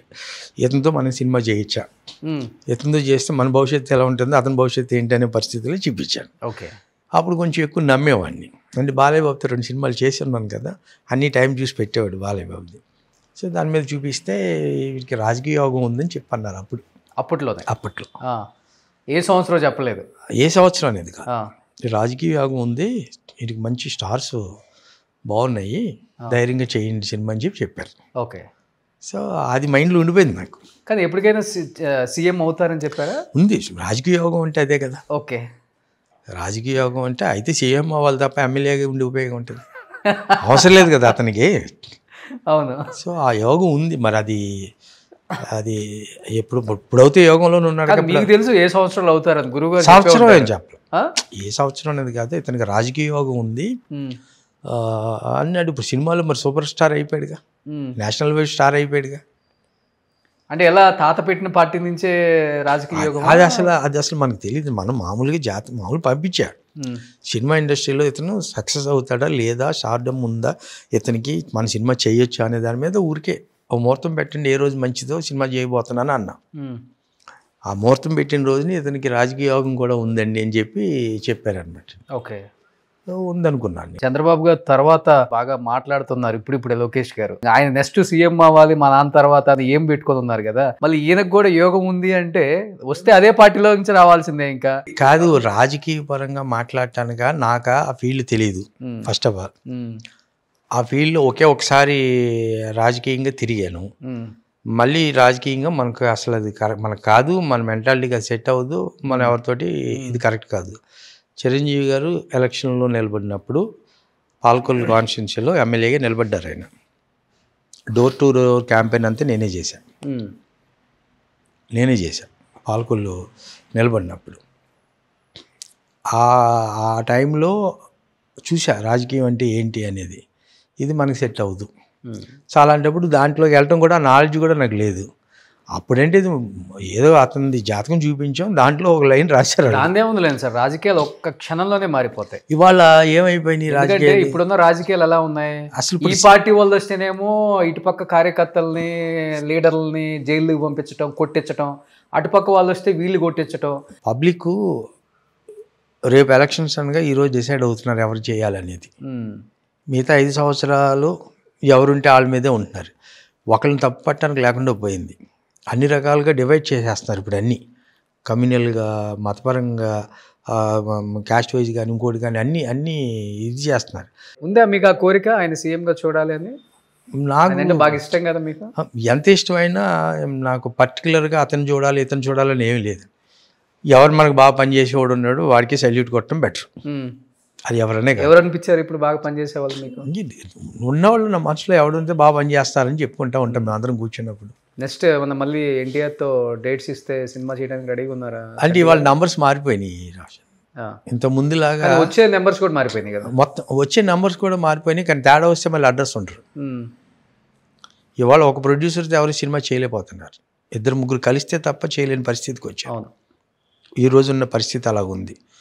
ఒక్క సినిమా తేడా వచ్చినా, మేజర్ తేడా వస్తే పెద్ద అమౌంట్లు పోతున్నాయి. అవును, ఇంతకుముందు ఈ మాస్ హీరోలందరికీ సినిమా ఫ్లాప్ అన్నా కానీ ఎంతో కొంత రెవెన్యూ వచ్చేది. మహావతి ఏదైనా 10%, 5%, 15% పోయే తప్ప 100%, 80% పోవడానికి ఛాన్సెస్ లేవు. ఇవాళ ఏమైందంటే 100 దాటిపోయినాయి బడ్జెట్లు చూస్తుంటే. ఆ 100 కోట్లు బడ్జెట్కి వెళ్ళిపోయేటప్పటికి ఈ తేడా వచ్చిందా తర్వాత అడ్రస్ ఉండడు. మీరు అలా అనుకున్నట్టుగా మొన్నటిదాకా బాగానే ఉంది, ఇప్పుడు కూడా మీరు ఏమంటున్నారు, నంబర్స్ కూడా అదే వస్తుందని అంటున్నారు. కానీ అంతే కదా. ఇప్పుడు ఓటీటీ కూడా వాళ్ళు ఆగే స్లో అయిపోయింది. ఓటీటీ ఇంతకుముందు ఒక హీరోకి, ఒక స్టార్డమ్ ఉన్న హీరోకి కొనడానికి ముందు వస్తుందండి. ప్రీవియస్ సినిమా 1-2 కనుక తేడా వస్తే మళ్ళీ వాళ్ళు ఇచ్చే బడ్జెట్ కూడా తగ్గుతుందిగా. ఇప్పుడు మళ్ళీ కొత్త సిస్టమ్ ఏంటంటే, ఓటీటీ వాళ్ళు మనకి తెలుగులో ఒక 200 కోట్లు కలెక్ట్ చేస్తుంది అని అంటే, ఇప్పుడు మనం ఓటీటీ ఒక 50 కోట్లకో ఓటీటీకి అమ్మేమనుకోండి, ఏమంటే 200, మీరు మన 75 అడుగుతాడు, 50 ఇచ్చాడు అనుకోండి, మీరు 200 కోట్లు కలెక్ట్ చేస్తుంది అంటున్నారు కదా, 200 చేయనివ్వండి, మీకు 75 ఇస్తాం. 200 కన్నా తగ్గితే ఇచ్చే 50లో కూడా తగ్గిస్తాం అంటున్నారు. ఓకే, అంటే వాళ్ళు పర్సంటేజెస్ ఎంత బాగా ఆడితే అంత డబ్బులు ఇస్తాం అంటున్నారు. తేడా వస్తే మేము కూడా తగ్గిస్తాం అనే లెక్కలో ఉన్నారు. లేదు, సినిమా రిలీజ్ చేయండి, రిలీజ్ అయిన తర్వాత మీ హిట్ని బట్టి మేము రేట్ ఇస్తాం అంటున్నారు. పర్సంటేజ్ హిట్ని బట్టి ఇస్తామంటున్నారు, కొనుక్కుంటాం అంటున్నారు. ఇవాళ మనం పెట్టే బడ్జెట్లకి, ఇప్పుడున్న పరిస్థితుల్లో పెట్టే బడ్జెట్లకి సినిమా థియేటర్కల్గా అన్ని డబ్బులు రావు. డిజిటల్ మీదే 50% రావాల్సిన పరిస్థితి ఇవాళ. డిజిటల్ థియేటర్కల్గా మనకి మనం పెట్టిన డబ్బులు అన్నీ అది పెద్ద స్టారా చిన్న స్టారా అని కూడా లేదు కదా సార్. ఇప్పుడు ఒకసారి సినిమా బోల్తా పడిందంటే మొత్తానికి మోసం వచ్చేస్తుంది. ఎందుకంటే మొన్న కూడా ఇప్పుడు దిల్ రాజు ప్రొడక్షన్ నుంచి కూడా దిల్ రాజు వాళ్ళ బ్రదర్ బయటకు వచ్చి క్లియర్గా ఫిగర్స్తో సహా చెప్పేశారు, గేమ్ చేంజర్కి కూడా ఎంత లాస్ అయిందని కూడా. ఇవాళ పెద్ద స్టారా అవన్నీ పక్కన పెట్టేసాయి, ఇవాళ కంటెంట్ అండి, కంటెంట్ అంతే. ఇవాళ స్టార్ వాల్యూ అనేది పక్కన పెట్టండి. స్టార్ వాల్యూ దేనికి ఉపయోగపడుతుందంటే, ఓ బడ్జెట్కి ఖర్చు పెట్టడానికి ఉపయోగపడుతుంది కొంత, ఓటీటీ కానీ అదర్ లాంగ్వేజ్లో కానీ కొంచెం ముందుకు రావడానికి ఉపయోగపడుతుంది తప్పితే, తేడా వస్తే ఎక్కడికి వెళ్తుందో కూడా తెలియట్లేదు. ఇవాళ కంటెంట్ ఉంటే ఈ హీరో కొత్తనైనా చూస్తున్నారు, లేదు స్టార్నైనా చూస్తున్నారు. కంటెంట్ లేకపోతే స్టార్ సినిమా కూడా మ్యాట్నీకి జనాలు లేదు. అలాగే స్టార్ హీరో కానివాడు కొత్తవాడు వచ్చిన తర్వాత కంటెంట్ బాగుంటే మీకు మార్నింగ్ షోకి జనం తక్కువ ఉన్నా ఫస్ట్ షోకి వచ్చేసరికి పికప్ అవుతుంది. ఎగ్జాక్ట్లీ. సో ఇవాళ ఓన్లీ కంటెంట్. ఎందుకు కంటెంట్ మీద వాళ్ళ జనాలు అంటే, మనం కోవిడ్ టైంలో ఇండియాలో ఉన్న అన్ని కంటెంట్ సినిమాలు మనం చూసేసాం. డబ్ చేసి అప్పుడు సినిమాలు అన్ని టీవీలో వచ్చినాయి, ఇళ్ళ నుంచి ఎవరు కదిలేవారు కాదు. అవును, అలవాటు పడ్డాం. ఆ కంటెంట్కి అలవాటు పడటం వల్ల ఏమైంది, మన తెలుగులో కూడా కొంచెం మంచి కంటెంట్స్ వస్తే బాగుంటాయి కదా అనే ఆలోచనలో ఉన్నారు. ఇంకొకటి, సినిమా రిలీజ్ అయిన 2 వారాలకి 3 వారాలకి ఓటీటీలో వచ్చేస్తుంది. ఇంతమందిని వేసుకుని ఫ్యామిలీతో వెళ్ళాలా థియేటర్కి, మిడిల్ క్లాస్ కానీ కొంత. ఇక ఫ్యాన్ ఫాలోవర్స్ అంటారా, వాళ్ళు తప్పదు, వాళ్ళు మార్నింగ్ షోకి వెళ్ళిపోతారు. దాని తర్వాత సినిమా బాగుపోతే వాళ్ళు జనం రావట్లేదు కదా. అవును, బాగుంటే వస్తున్నారు ఫ్యాన్స్. ఇప్పుడు ఏమైంది, ఇప్పుడు పాన్ ఇండియా పాన్ వరల్డ్ అయిన తర్వాత ఇప్పుడు మీ ప్రభాస్ గారు, మీ అడవి రాముడు ఈరోజు పాన్ వరల్డ్ స్టార్. అవును, నాకు తెలిసినంత వరకు వాళ్ళలోనే అంటే తెలుగు హీరోస్లో హైయెస్ట్ ఫ్యాన్స్ ఉన్న ఒకే ఒక హీరో అంటే ప్రభాస్ అని చెప్పు. No doubt. వేరే తెలుగులో కాదు, ప్రైవసీ లేదు. తెలుగులోనే కాదు, ఇండియాలో ఇండియన్ ఫిలింకి ఉన్న ఫ్యాన్స్లో మొట్టమొదటి వాడు నాకు తెలిసి ప్రభాస్. No doubt. అతనికి ఉన్న ఫ్యాన్ ఫాలోవర్సు. అంటే అడ్వాంటేజ్ ఏమైందంటే, ప్రభాస్ని అన్ని జనరేషను ఇష్టపడుతున్నారు, పిల్లలు, యూత్, పెద్దోళ్ళు కూడా. అక్కడ అతనికి ప్లస్ అయింది. మీకు బాలయ్య బాబుకి, చిరంజీవికి, ఆయనకి వీళ్ళిద్దరికీ ఉన్నప్పుడు డిఫరెన్సు, చిరంజీవి గారి సినిమా నైజాము ఎక్కువ బిజినెస్ అయ్యేది, బాలకృష్ణ తక్కువ అయ్యేది బిజినెస్ పరంగా. అట్లా ఒక్కొక్క ఏరియాలో ఒక్కొక్కరు కింగ్స్. బాలయ్య బాబుకి ఆహా నుంచి బాలయ్య బాబు క్యారెక్టర్ ఏంటి, అతని యాటిట్యూడ్ ఏంటి, అతని మైండ్ సెట్ ఏంటి, అతను ఎలాగ ఉంటాడనేది పబ్లిక్లోకి ఓపెన్గా వచ్చేసిన తర్వాత బాలయ్య బాబుకి మార్కెట్ పబ్లిక్లో అందరూ కూడా బాగా లైక్ చేయడం మొదలెట్టారు.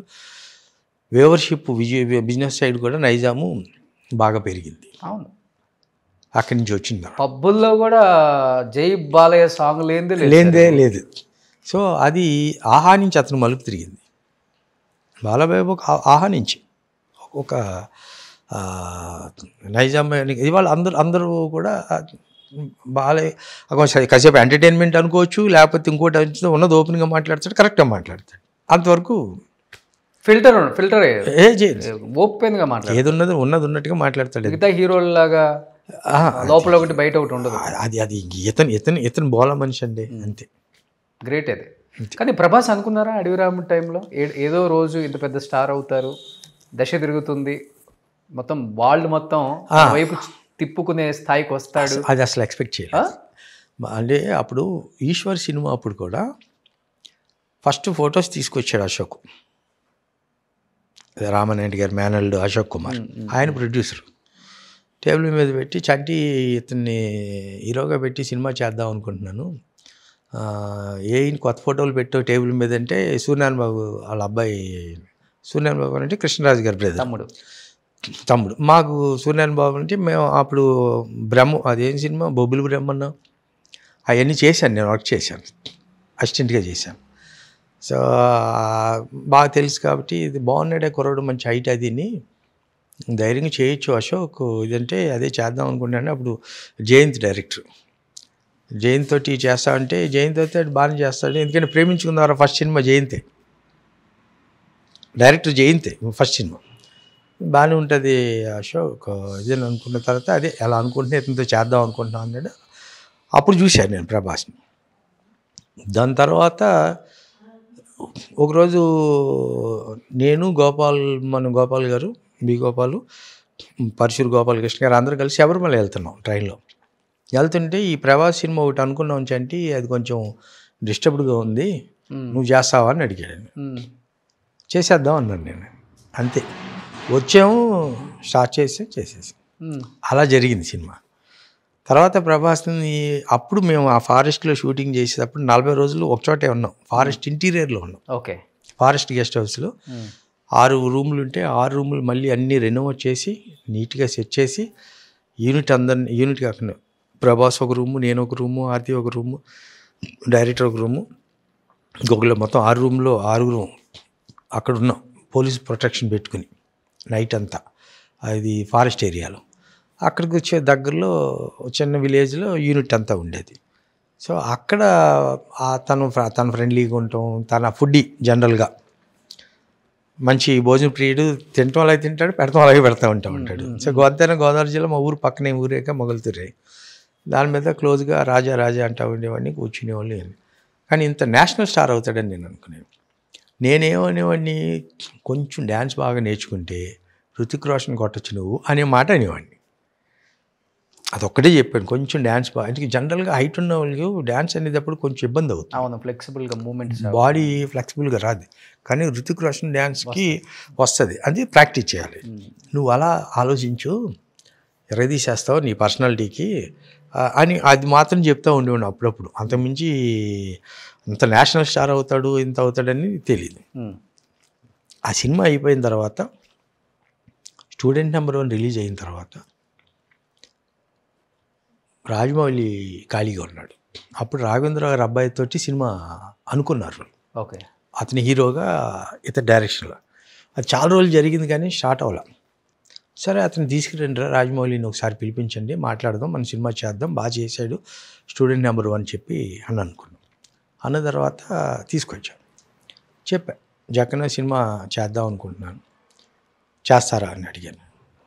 రాఘవేంద్ర గారు వాళ్ళ అబ్బాయిది కమిట్ అయ్యానండి, అది ఉంది, అదైతే కానీ చెప్పలేనండి అన్నాడు. అట్లా 8 నెలలు వెయిట్ చేశాను. 7 నెలలు చేసిన తర్వాత అది స్టార్ట్ అవ్వకపోతే మనం చేద్దాం జగన్ అంటే వచ్చాం, కమిట్ అయ్యాం. దాదాపు 10 నెలలు, సంవత్సరం ట్రావెల్ అయ్యాం ఇద్దరం కలిపి. 10 నెలల పైన ట్రావెల్ అయ్యాం. మన ఆఫీస్లో ఉండేవాడు, ఇంటికి వచ్చేవాడు, కూర్చునేవాళ్ళు. అప్పుడు నేనేం ఎవరితో చేద్దామని అంటే ప్రభాస్తో చేద్దాం, అంటే ప్రభాస్ అప్పటికి ఈశ్వర్ సినిమా రిలీజ్ కాల, చేద్దాం వాళ్ళు మంచి నువ్వు అనుకున్న కథకి వాడు కొంచెం మ్యాన్లీ కనపడతాడు, అతను చూపిస్తానని చెప్పి కార్లో తీసుకుని షూటింగ్ వెళ్ళేవాడిని, ఈశ్వర్ షూటింగ్ రాజమౌళిని తీసుకుని. బాగున్నాడండి కుర్రాడు సో అని ఒక కథ తయారు చేశాడు. ఆ కథ చేద్దాం అనుకున్నాం అతనితో, రాజమౌళితో చేద్దాం అనుకుంటే అప్పటికి ఇతను పెద్ద డైరెక్టర్గా స్టూడెంట్ నెంబర్ 1 హిట్ ఇచ్చున్నాడు. చేస్తే రాజమౌళి కాదని అప్పుడు Raghavendra cinema Suresh Krishna super hit ఇచ్చాడని ఆ సినిమా చేశాడు. ఓకే, ఆ సినిమా ఆడలేదు కదా అంతగా, అది పెద్దగా పే చేయాలి. అవును, లేకపోతే రాజమౌళితో అప్పుడు మేము ప్రభాస్తో ఫస్ట్ సినిమా చేసేవాళ్ళం. ఓకే, ఏం సినిమా అది ఇప్పుడు ఏమన్నా బయటకు వచ్చిందా? ఇది ఆ సినిమా ఏంటి? రాఘవేంద్రనే అది కాదు కదా, ఆయన ఈయన దిగాలనుకుంటున్న సినిమా ఏంటి? రాజమౌళి డైరెక్టర్, నేను ప్రొడ్యూసర్, ప్రభాస్ హీరో. అదే ఏ సినిమా అంటున్నాను? అది రాలా ఆ కథ ఇంకా బయటకు రాలి, కథ ఉంది అట్లనే అతని దగ్గర ఉంది, అది వేరే కథ. ఓకే, అది వేరే కథ. మేబీ ఛత్రపతి ఏమో అనుకుంటున్నా. కాదు ఛత్రపతి కాదు, వేరే కథ చెప్పింది. ఓకే, దాని తర్వాత అప్పుడే నా కమిట్మెంట్ రాజమౌళికి తో సినిమా చేద్దామని. దాదాపు నా దగ్గర నాతోటి రాజమౌళి 9 నెలలు 1 year ట్రావెల్ చేశారు. ఇప్పుడు బాలయ్యబాబుని కూడా కూడా చేద్దామని తిరిగాం ఒక టైంలో, వెంకటేశ్వరుని కూడా చేద్దామని తిరిగాం.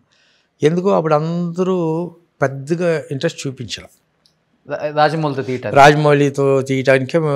ఆ టైంలో రాజమౌళి ఒక సినిమానే కదా చేస్తా, ఇప్పుడేమో రాజమౌళి డేట్స్ కోసం వీళ్ళు తిరుగుతున్నారు అందరూ. ఇప్పుడు రాజమౌళి ఎంట్రీ ఇస్తే చాలనే టైం అప్పుడు పరిస్థితి ఇది.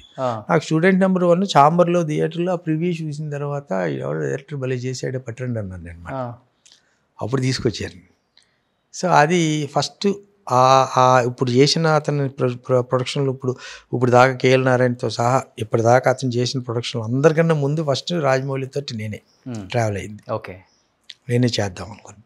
తర్వాత మా ఇద్దరి మధ్యన చిన్న డిస్టర్బెన్స్ వచ్చి చిన్న డిస్టర్బెన్స్, గొడవ ఉందంటే గొడవని కాదు, ఎందుకో డిలే అవుతుంది, ఏదో కారణం, నా రీజను అతని రీజను తెలియట్లేదు అనే దాంతో చెప్తే ఎవడో 2-3 నాకు పిచ్చి సలహా ఇస్తే చాంబర్లో ఒక కంప్లైంట్ పెట్టి అతని మీద ఇది చేసిన తర్వాత సినిమా చేస్తాడు కంటిన్యూ చేసుకో కావాలంటే, అంటే గొడవ పడినప్పుడు సినిమా ఏం చేసుకుంటాం, ట్రావెల్ అవ్వలేం కదా, ఏదో అనుకున్న తర్వాత వద్దు అనుకుని ఇదే. దాని తర్వాత ఈ సినిమాలన్నీ వచ్చినాయి. యాక్చువల్గా అయితే దాని తర్వాత నాకు ఛత్రపతి మళ్ళీ నాకే తీసుకొచ్చి చెప్పాను, విజేంద్ర ప్రసాద్ గారు వచ్చి ఆఫీస్ అయినా కానీ అప్పుడు గొడవ అవ్వలేదు, ఇంకా అవ్వలేదు. గొడవకు ముందు తర్వాత మాకు హీరో సెట్ అవ్వట్లా. హీరో సెట్ అవ్వనప్పుడు ఒకరోజు దొరసామరాజు గారికి ఎన్టీఆర్తో సినిమా జరుగుతూ ఉంది, ఆగుతుంది, ముందుకెళ్ళట్లేదు, ఆగుతుంది, 2 రోజులు షూటింగ్ చేస్తున్నారు, క్యాన్సిల్ అవుతూ ఉంది. అప్పుడు ఎన్టీఆర్ తోటి అయితే తమిళ డైరెక్టర్ ఏదో అనుకుని. ఆ టైంలో ఓ రోజు దొరసామరాజు గారు అన్నారు, ఏంటయ్యా ఈ గొడవ, ఇది చంటి ఏమో సినిమా చేద్దాం అనుకుంటే ముందుకెళ్ళట్లేదు, ఏంటి అర్థం కాదంటే, నేను అన్నాను స్టూడెంట్ నెంబర్ 1 సూపర్ హిట్ చేశారు కదండి రాజమౌళిని అతను కాంబినేషను, ఆ డైరెక్టర్ ఇప్పుడు నాకేం సెట్ అవ్వట్లేదు, చేసుకోవచ్చు కదా, అలాగే ఏదైనా చూడలేకపోయారా అని ఏదో ఊరికే సరదాగా ఆయన దగ్గర ఏదో మాట ఏమైనా వచ్చినప్పుడు తర్వాత మరి వీళ్ళు ఎలా కలిసారు అది సింహాద్రి చేశారు. అవును, అది సూపర్ హిట్ అయిపోయింది.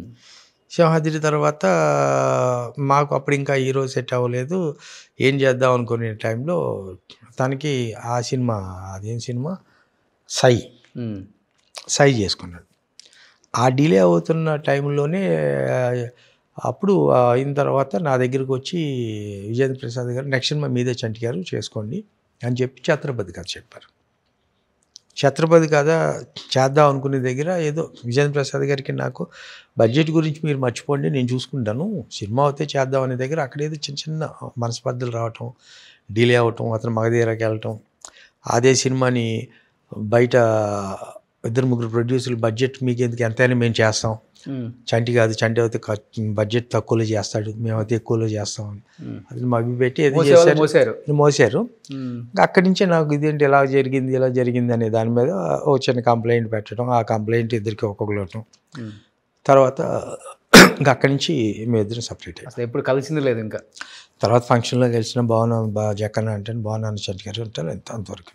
తర్వాత మళ్ళీ ఈ రోజు వరకు కూడా ఇది లేదు. ఫస్ట్ స్టూడెంట్ నెంబర్ 1 తర్వాత నెక్స్ట్ సినిమా చేద్దాం అనేది నేనే అతన్ని ఎంకరేజ్ చేయడం ఏంది, అతని దగ్గర వర్త్ ఉంది, కానీ ఎవరు డేట్లు ఇవ్వలేదు కదా అప్పుడు. అప్పుడు నేను అతనితో తిరుగుతున్నప్పుడు ఎవరు డేట్లు ఇవ్వలేదు, ఎవరు ముందుకు చెప్తుంది, ఎవరు ముందుకు రారు. ఎందుకు మేబీ నా మీద నమ్మకం లేదు, అతని మీద నమ్మకం లేదు, కథలు నచ్చకపోతే డేట్లు ఇవ్వలేదని మనసులో ఏమైనా పెట్టుకున్నారా? ఆయన పెద్ద హీరోస్ ఎవరితో చేయలేదు తర్వాత మధ్యలో చెప్పాలంటే. వరుసగా ఎన్టీఆర్తోనే 4 సినిమా, అసలు ఒకసారి పెట్టుకున్న హీరోని ఇంకొకసారి బెటర్ ఆయన. అలాంటిది ఎన్టీఆర్తో 4 తీశారు కదా. స్టూడెంట్ నెంబర్ 1, సింహాద్రి, యమదొంగ, మళ్ళీ త్రిబుల్-ఆర్. యమదొంగ టైంలోనే యాక్చువల్గా యమదొంగ సినిమా, నేను యముడు సినిమా, ఇప్పుడు నేను వీడితో చేశాను కదా, ఎవరితోటి, మన అల్లరి నరేష్ తోటి, యముడికి మొగుడు. దాని ముందు యముడితోటి ఎన్టీఆర్ సినిమా చేద్దామని చెప్పి యముడు బేసిస్ మీద మోహన్ బాబు యముడు క్యారెక్టర్ కింద గెటప్స్ కూడా వేయించాను నేను. నేను అనుకున్న సినిమా అప్పట్లో అది. సో సేమ్ మైండ్ అతనికి కూడా ప్యారల్గా అదే సినిమాలతో చేయాలనుకున్నారు. సరే వాళ్ళకి అది వేరు, మాకు అది వేరు. అదే దేని మైండ్ దాన్ని నేను ఒక సినిమా చేయాలి అలాంటిదని అల్లరి నరేష్ మీద కామెడీ బేస్ చేసి చేసింది. అవును, కానీ అల్లు అర్జున్తో తెలియదు మీ అప్పుడు ఫస్ట్లో. నేను ఈ కథ యముడుది కాన్సెప్ట్ కథ బన్నీతో చేద్దామని అనుకున్నా. అరవింద్ గారికి చెప్పా. సెట్ అవుతుంది అసలుకి అంటే అప్పుడు చిరంజీవి గారు ఒక సినిమా చేశారు కదండి, యముడికి మొగుడు.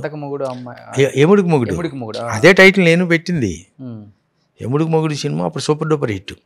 అట్లాగే అత్త మీద ఇతనితో బన్నీతో చేద్దామని చెప్పి నేనే అరవింద్ గారితో ఒకసారి మాట్లాడా. కరెక్టరా, వీడు మరి చిన్నోడు కదరా, బాగుంటుందా అని అన్నాడు అరవింద్ గారు.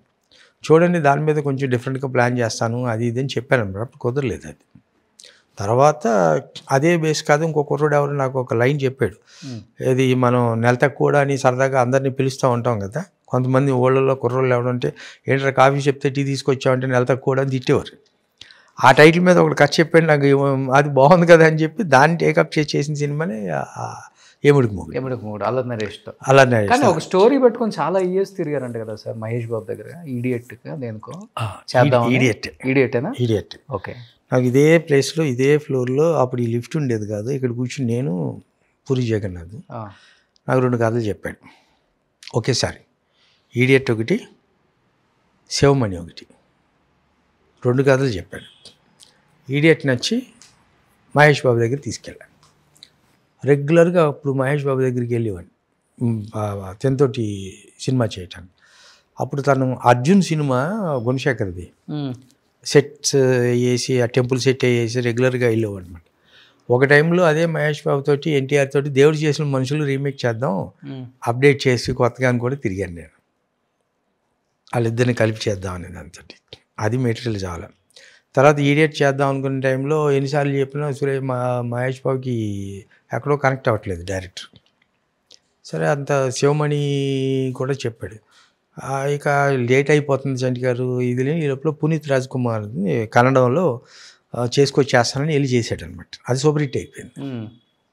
అది సూపర్ హిట్ అయిపోయిన తర్వాత తను ఇక్కడికి వచ్చి తన సొంతంగా చేసుకున్నాడు. ఎవరు ఈడియట్ వేరే ప్రొడ్యూసర్సు, అదే అప్పట్లో ఇప్పుడున్న ఒక మినిస్టర్ వైజాగ్ తాలూకు అయితే ఆ ప్రొడ్యూసర్ ఆయన ఇంకొకరు కలిపి పూరి కలిపి చేసుకున్నారు. ఓకే. ఆ సినిమా ఎంఎల్ కుమార్ చౌదరి పేరు చెప్పి అప్పుడు అవును ఈడియట్ చేశారు. అది సూపర్ డూపర్ హిట్ అయిపోయింది. అవును. అక్కడి నుంచి రవితేజ వేరే రవితేజ లాగా ఉన్నాడు. పూరి కూడా వేరే పూరి అయిపోయాడు. రవితేజ 2 బాగా ఎగినాయి అనమాట. అలా మార్చేస్తారు లైఫ్నే. ఒకడికి నచ్చను కాదు, ఇంకొకరికి నచ్చితే ఎలా ఉంటుంది అనేది. అది అట్లా చేతికి వచ్చిన మంచి మంచి స్టోరీస్ చాలా వదులుకున్నారు మీరు. చాలా వదులుకోవటం అంటే ఐ మే బి రాంగ్, నా చేతిలోంచి వెళ్ళినాయంటే ఐ మే బి రాంగ్ అయ్యి ఉండొచ్చు. అన్నీ ఎట్లా వెళ్ళి తర్వాత ఆలోచిస్తూ ఉంటుంటే మనం ఎందుకు ఒక స్టెప్ ఇలా ముందుకు వెళ్ళలేదు అని ఇప్పుడు అనిపిస్తూ ఉంటుంది. కానీ అప్పుడున్న స్టేజ్ వేరు. అవును. కానీ 2 సినిమాలకు వరుసగా ఆర్తి అగర్వాల్నే మీరు కంటిన్యూ చేశారు. రాముడు అనే దానికి ఆ రాముడికి ఆర్తి అగర్వాల్ పెద్ద ఫ్యాన్ మీరు? అసలు కాదు. ఆర్తి ఎన్టీఆర్ ఇంద్రా సినిమాలో యాక్ట్ చేస్తుంది అప్పుడు కలిసి ఉన్నారా కాదు, నువ్వు నాకు నచ్చే సినిమాలో హీరోయిన్ ఆర్తి. అప్పుడు ఇందిరా సినిమాకి ఇప్పుడు మా సినిమాకి ఎన్టీఆర్ పక్కన ఎవరు బాగుంటారని అప్పుడు తన చార్మిని తీసుకొచ్చాను నేను ఫస్ట్. చార్మి ఉంది కదా, చార్మిని తీసుకొచ్చాం ఎన్టీఆర్ పక్కన. సో ఫోటోషూట్ చేసాం, అన్నీ చేసాం. ఇద్దరిని పక్కన పెట్టి ఇది చేసేటప్పటికి ఆఫీసులో చాలా జోకులు వేశారు. ఈ అమ్మాయి లావుగా ఉండి, అప్పుడు తారక్ కూడా కొంచెం లావుగా ఉండేవాడు కదా, ఇద్దరిని పెట్టి సినిమా అనేటప్పటికి అందరూ ఇది చేశారు. సరే ఇంకో 1 month షెడ్యూల్ ఉంది కదా అని చెప్పి ఈ అమ్మాయి చేత కొంచెం జిమ్ చేయించి కొంచెం తగ్గించడానికి ట్రై చేద్దాం అని చెప్పి అని అనుకున్నాం. ఇట్లా ఉన్న ప్రాసెస్లో గోపాల్ ఏమన్నాడంటే, ఆర్తి పెట్టాం కదా, ఆర్తిని పెట్టేద్దాం దాంట్లో చిరంజీవి గారి సినిమాలో. అప్పటికి ఇంకా ఇందిరా సినిమా కూడా ఇంకా షూటింగ్ ఇంకా స్టార్ట్ అయినట్టుంది అప్పుడు. ఓకే, లేదా మాది ముందు స్టార్ట్ అయింది, దాని తనే పెట్టేద్దాం బాగుంది కదా అమ్మాయి అని అంటే సరే అని చెప్పి అప్పుడు ఆ అమ్మాయి పెట్టాం. ఆ అమ్మాయిని పెట్టి ఆ సినిమా చేశాక గోపాల్కి జనరల్గా సక్సెస్ అయిన కాంబినేషన్ కదా, ప్రభాస్కి ఆ అమ్మాయినే పెడదామని అప్పుడు ఆ అమ్మాయి సక్సెస్లో ఉందని పెట్టాం. కానీ ఎలా ఉంటుంది సార్, ఎందుకంటే మీరు అన్నట్లుగానే ఇప్పుడు ఫామ్లో ఉంది కదా అని పెట్టుకోవటమే అప్పుడు నడిచేది. అవును, హీరోయిన్స్ అవును. ఐరన్ లెగ్ అని పడితే పక్కన పెట్టేవాళ్ళు అప్పుడు. అది బాగుండేది, ఆ సెంటిమెంట్ ఎందుకో నాకు తెలియదు. కానీ రమ్యకృష్ణ గారిని కూడా ఐరన్ లెగ్ అనేవాళ్ళు అప్పుడులో. కానీ ఆమె చూస్తే స్టార్ హీరోయిన్ అయిపోయింది. ఫస్ట్లో రమ్యకృష్ణకి ఐరన్ లెగ్ అనేది అగ్నిపూల ఏదో సినిమా, ఫస్ట్ సినిమా నుంచి ఆ అమ్మాయికి ఆ పేరు ఉండేది ఫస్ట్ నుంచి కూడా. కానీ చూస్తే తర్వాత మంచి ఆర్టిస్ట్ కదా, స్టార్ హీరోయిన్ అయిపోయింది. కానీ నేను అప్పుడు అడవిరాముల్లో ఒక సాంగ్ అమ్మాయి చేత ఐటమ్ సాంగ్ డ్యాన్స్ చేయించు. అవును. తర్వాత అలా నరేష్ ఎముడికి మొగుళ్ళు అత్త క్యారెక్టర్. కానీ ఆత్య అగర్వాల్ గారు స్టార్ హీరోయిన్గా ఎదిగారు. నిజంగా చెప్పాలంటే ఆత్య అగర్వాల్ డేట్స్ ఇస్తే చాలు మన సినిమాకి అనుకునే రేంజ్కి వచ్చేసారు. ఎందుకంటే తను ఉండే బబ్లీనెస్ కావచ్చు, లేకపోతే బాగా నచ్చింది అందరికీ. ఇంద్రాలో తను ఆ శారీ వేసుకొని దిగే గెటప్లు కూడా ఎక్స్ట్రాడినరీ, థియేటర్లో పేలిపోయింది.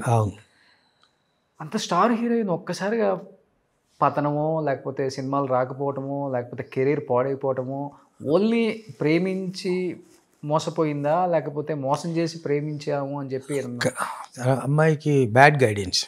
ఆ అమ్మాయి పేరెంట్సే బ్యాడ్ గైడ్, ఫాదరే ఆ అమ్మాయికి వెళ్ళను అంతే. అవునా? అంతే, సరైన గైడెన్స్ లేక ఆ అమ్మాయికి.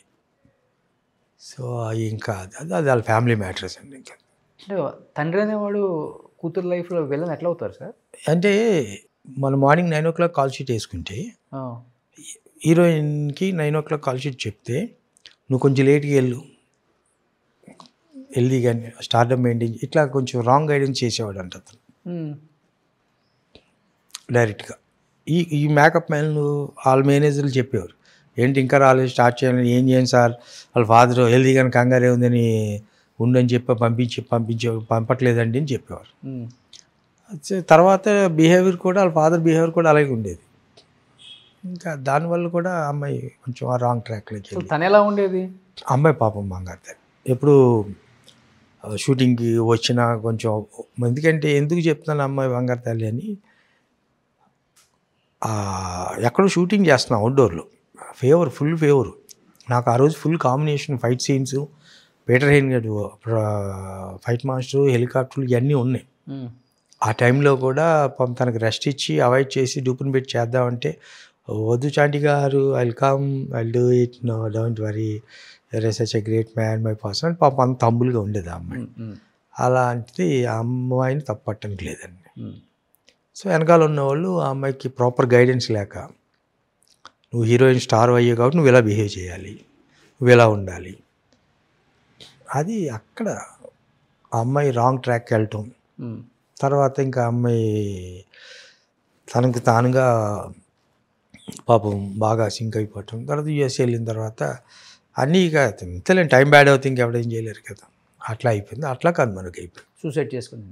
సూసైడ్ కాదు, అమ్మాయికి ఇది లైఫ్ చేశారు. తర్వాత ఏం జరిగిందో ఏంటో టోటల్గా మనిషి అయితే లేదు కదా. కానీ బిఫోర్ 2-3 సార్లు సూసైడ్ అటెంప్ట్ చేసింది ఇక్కడ హైదరాబాద్లో కూడా. ఇంకా ఇవన్నీ 10 మంది 10 రకాలుగా చెప్పుకుంటారని, బట్ నిజమెంత అనేది కరెక్ట్గా చూసినోడికే తెలుస్తుంది కదా. కానీ ఎలా ఉండేది అప్పుడులో ఫాలోయింగ్, హీరోస్ ఫాలోయింగ్ అని, లేకపోతే ఆర్టిస్టుల ఫాలోయింగ్, ఫ్యాన్స్ ఫాలోయింగ్ అమ్మాయికి? అమ్మాయి బాగానే ఉంది, ఫాలోయింగ్ గట్టిగా ఉండేది సార్, బాగానే ఉంది. ఆ టైంలో సక్సెస్ఫుల్ రేట్ ఎక్కువ కదా. ఆ అమ్మాయికి సక్సెస్ రేట్ ఎక్కువ కదండి. చేసిన ప్రతి సినిమా సూపర్ హిట్ లేక అమ్మాయికి. ఆబ్వియస్లీ ఏమవుతుంది, అంత పెద్ద హిట్ ఇచ్చినప్పుడు ఎవరికైనా సక్సెస్ స్టార్డమ్. ఇప్పుడు వరుసగా 4 హీరోలు హిట్లు ఇస్తేనే అక్కడ ఉంటున్నారు. అవును. ఇవాళ అమ్మాయి ఉందిగా రష్మిక, అటు నార్త్లో కూడా మంచి సినిమాలు చేస్తుంది.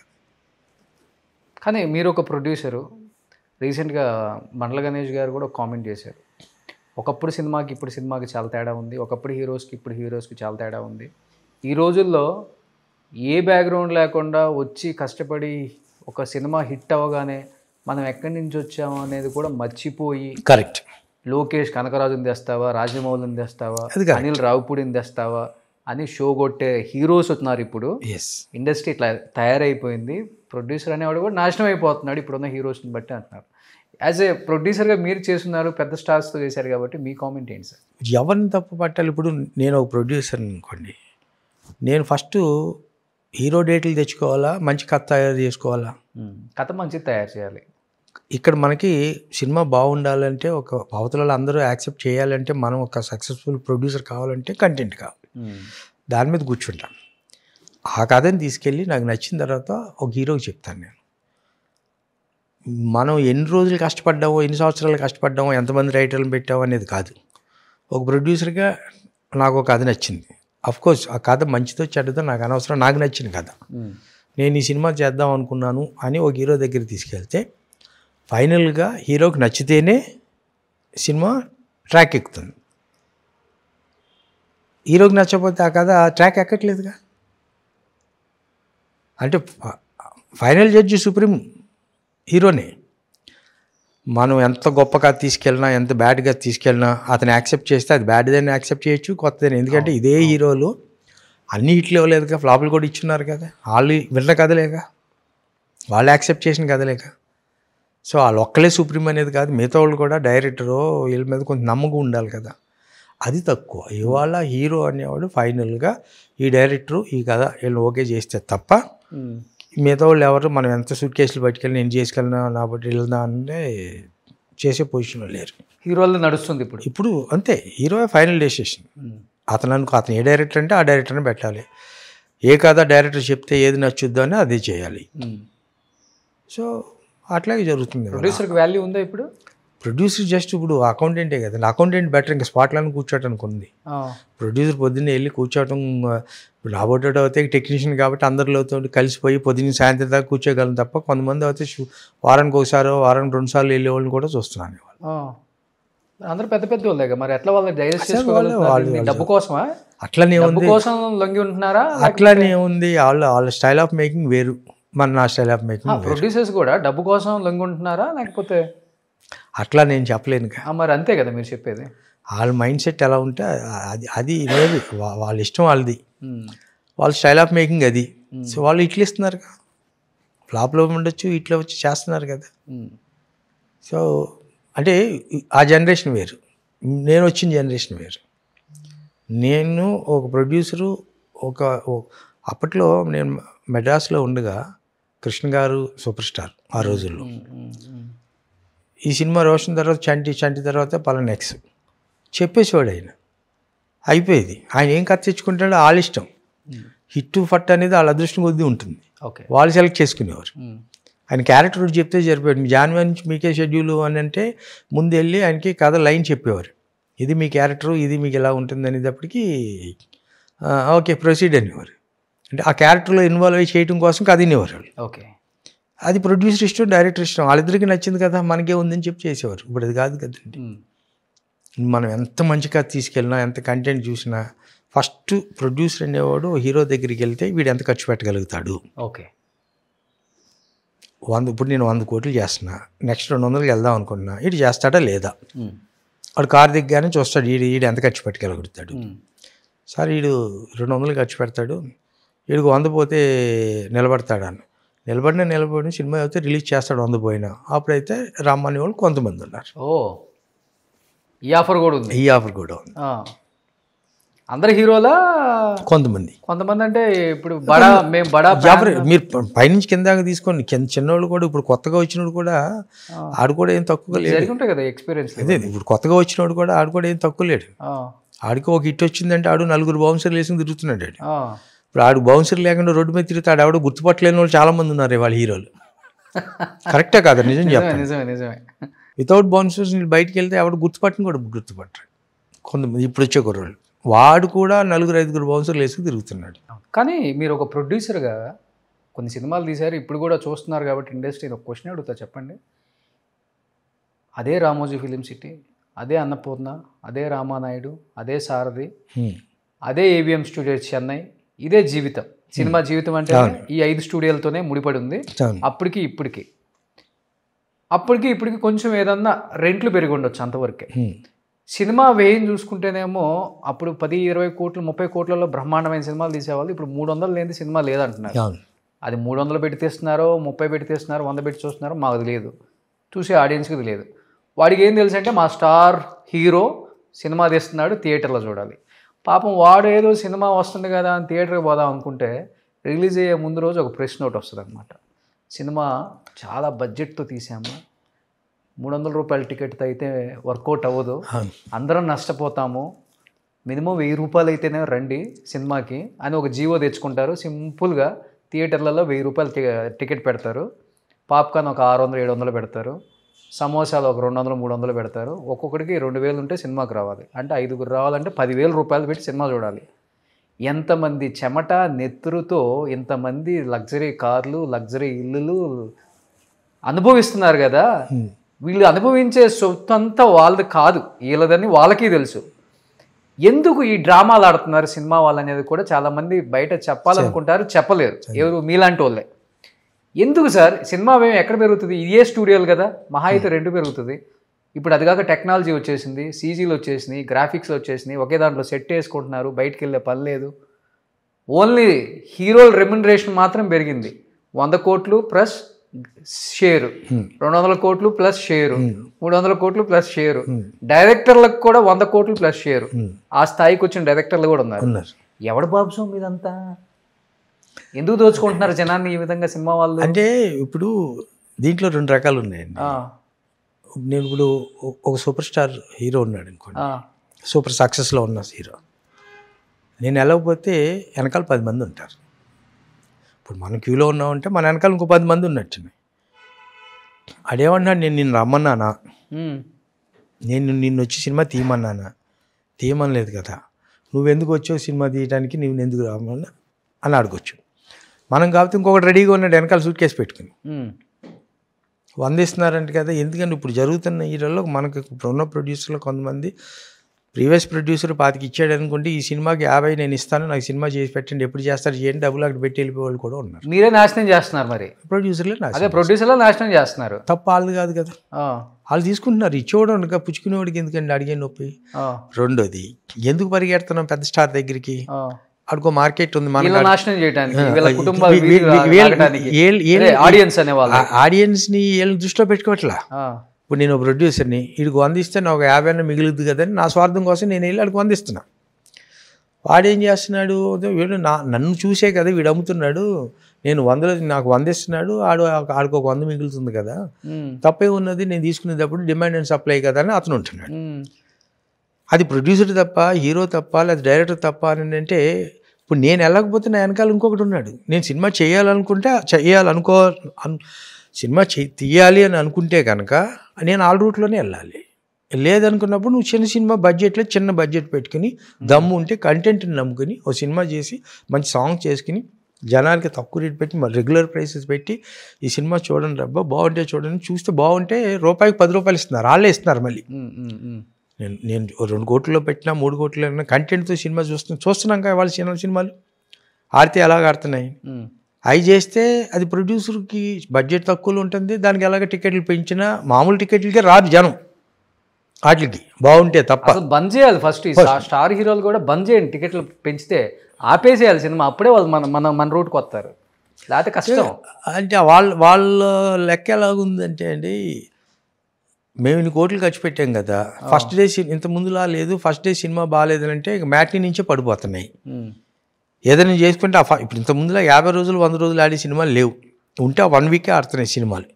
ఆ 1 వీక్లోనే ఇంతకుముందు ఏవైతే సినిమా రిలీజ్ చేస్తే హైదరాబాద్ అంటే ఆర్టీసీ క్రాస్ రోడ్స్లోను, తర్వాత అమీర్పేట జంక్షన్లోను, లేదా తర్వాత ఈ కింద మైదీపట్నం జంక్షన్లోను అట్లా ఉండేవి. ఇప్పుడు అలా కాదు కదండి. ఒక మాల్ ఉంది, ఏఎంబీ మాల్ ఉంది. పెద్ద హీరో సినిమా మాల్లో ఎన్ని థియేటర్లు ఉంటే 5 థియేటర్లు ఉంటే 5 థియేటర్లు ఇదే సినిమా వేస్తున్నారు. ఒకటే రూపాయి టికెట్ని ₹2కి చేస్తున్నారు, స్క్రీన్లు పెంచేస్తున్నారు. అంటే 100 రోజులు 50 రోజులు ఆడవలసిన సినిమా ఒక రోజులో అన్ని షోలు పడిపోతుంది. ఆ షోలో హిట్ ఫ్లాప్ అనేది ఆ రోజు డిసైడ్ అయిపోతుంది. హిట్ అవుతే నెక్స్ట్ వీక్ నుంచి కంటిన్యూ అవుతాయి కొన్ని థియేటర్లు, ఫ్లాప్ అవుతే ఆ రోజే అక్కడితోటి వచ్చిన దానికి మ్యాక్సిమం వచ్చేస్తుంది కదా, మనం సేఫ్ అయిపోతున్నాం, అట్లీస్ట్ కొంత సేఫ్ అయిపోతున్నాం అనే యాంగిల్లో డిస్ట్రిబ్యూటరు, ప్రొడ్యూసరు ఈ రకంగా ఆలోచిస్తున్నారు. అది హీరోకి సంబంధం లేదు. హీరో ఏమంటున్నాడు, నా డబ్బులు నాకు ఇచ్చి నువ్వు సినిమా చేసుకున్నావు కదా, నువ్వు ఆడించుకుంటావు పాడు చేసుకుంటే నీ ఇష్టం అంటున్నాడు. ఇది ప్రొడ్యూసర్ ఏం చేస్తున్నాడు, ఇప్పుడు డిస్ట్రిబ్యూటర్కి వీళ్ళకి ఇచ్చినప్పుడు రేట్లు పెట్టకపోతే సినిమా తేడా వస్తే 3వ రోజు ఉండదు కదా, ఉన్నప్పుడు ఇంకా లాస్ అయిపోతాం కదా, ఎంతో కొంత ఇది కదా వస్తుంది కదా అని అంటారు. సరే, అది పబ్లిక్ ఆల్ పాయింట్ ఆఫ్ వ్యూలో ఆలోచిస్తే మీరు వాళ్ళ ఫ్యామిలీతో సినిమాకి రావాలనుకుంటే టికెట్ పెంచింది పాపమే కాకుండా బయట మార్కెట్లో ₹10, ₹15 పెట్టే కోక్ కూడా ₹200. ₹10 దొరికే చిన్న పాప్కార్న్ కూడా ఆడు 100-200 చెప్తున్నాడు. పైగా ఆడింత అది అది అది మరీ టూ మచ్గా అయిపోయినాయి.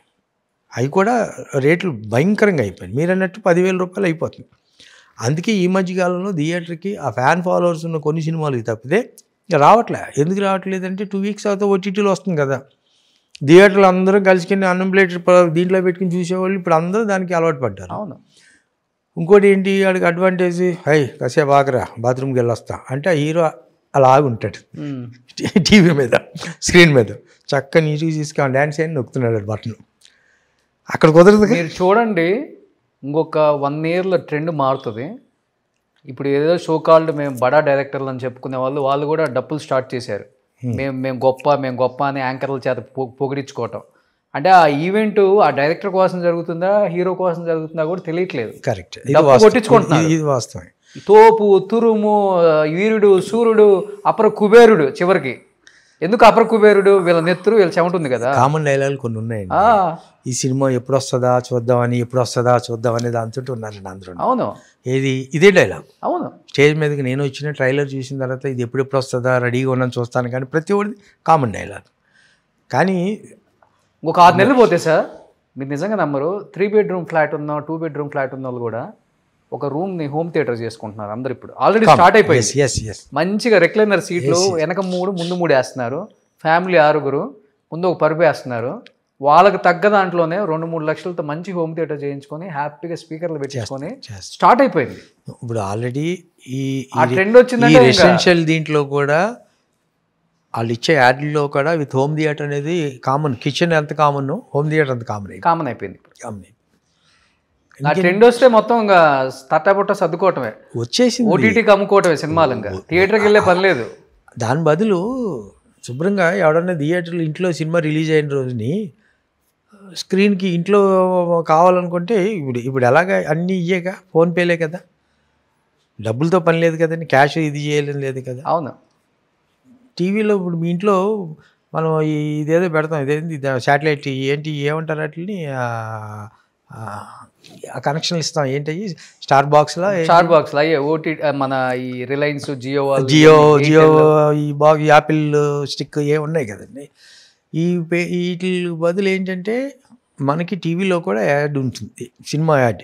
రేపటి నుంచి రిలీజ్, ఫస్ట్ డే చూడాలంటే ₹100, సెకండ్ డే చూడాలంటే ₹90, థర్డ్ డే చూడాలి లేదు ఫస్ట్ వీక్ చూడాలంటే ₹100, సెకండ్ ఏదో ఒక ప్రైస్ ఫిక్స్ చేసేసి ఒక కోడ్ నెంబర్ పెట్టామనుకోండి, వెంటనే మీరు ఫోన్పే పే చేసేస్తే టక్కన మీ కోడ్ వస్తుంది. ఒకసారి ఆన్ చేసిన తర్వాత డిలీట్ అయిపోతుంది. అవును, శుభ్రం ఫ్యామిలీ ఓడిస్తే ఆ డబ్బులు కూడా మంచిగా అప్పుడు వ్యూవర్షిప్. అవును, థియేటర్కి వచ్చే సంఖ్య మనకి ఎంత ఉంటారు, అంతా కలిపితే 5% ఉంటారండి, 10% ఉంటారు.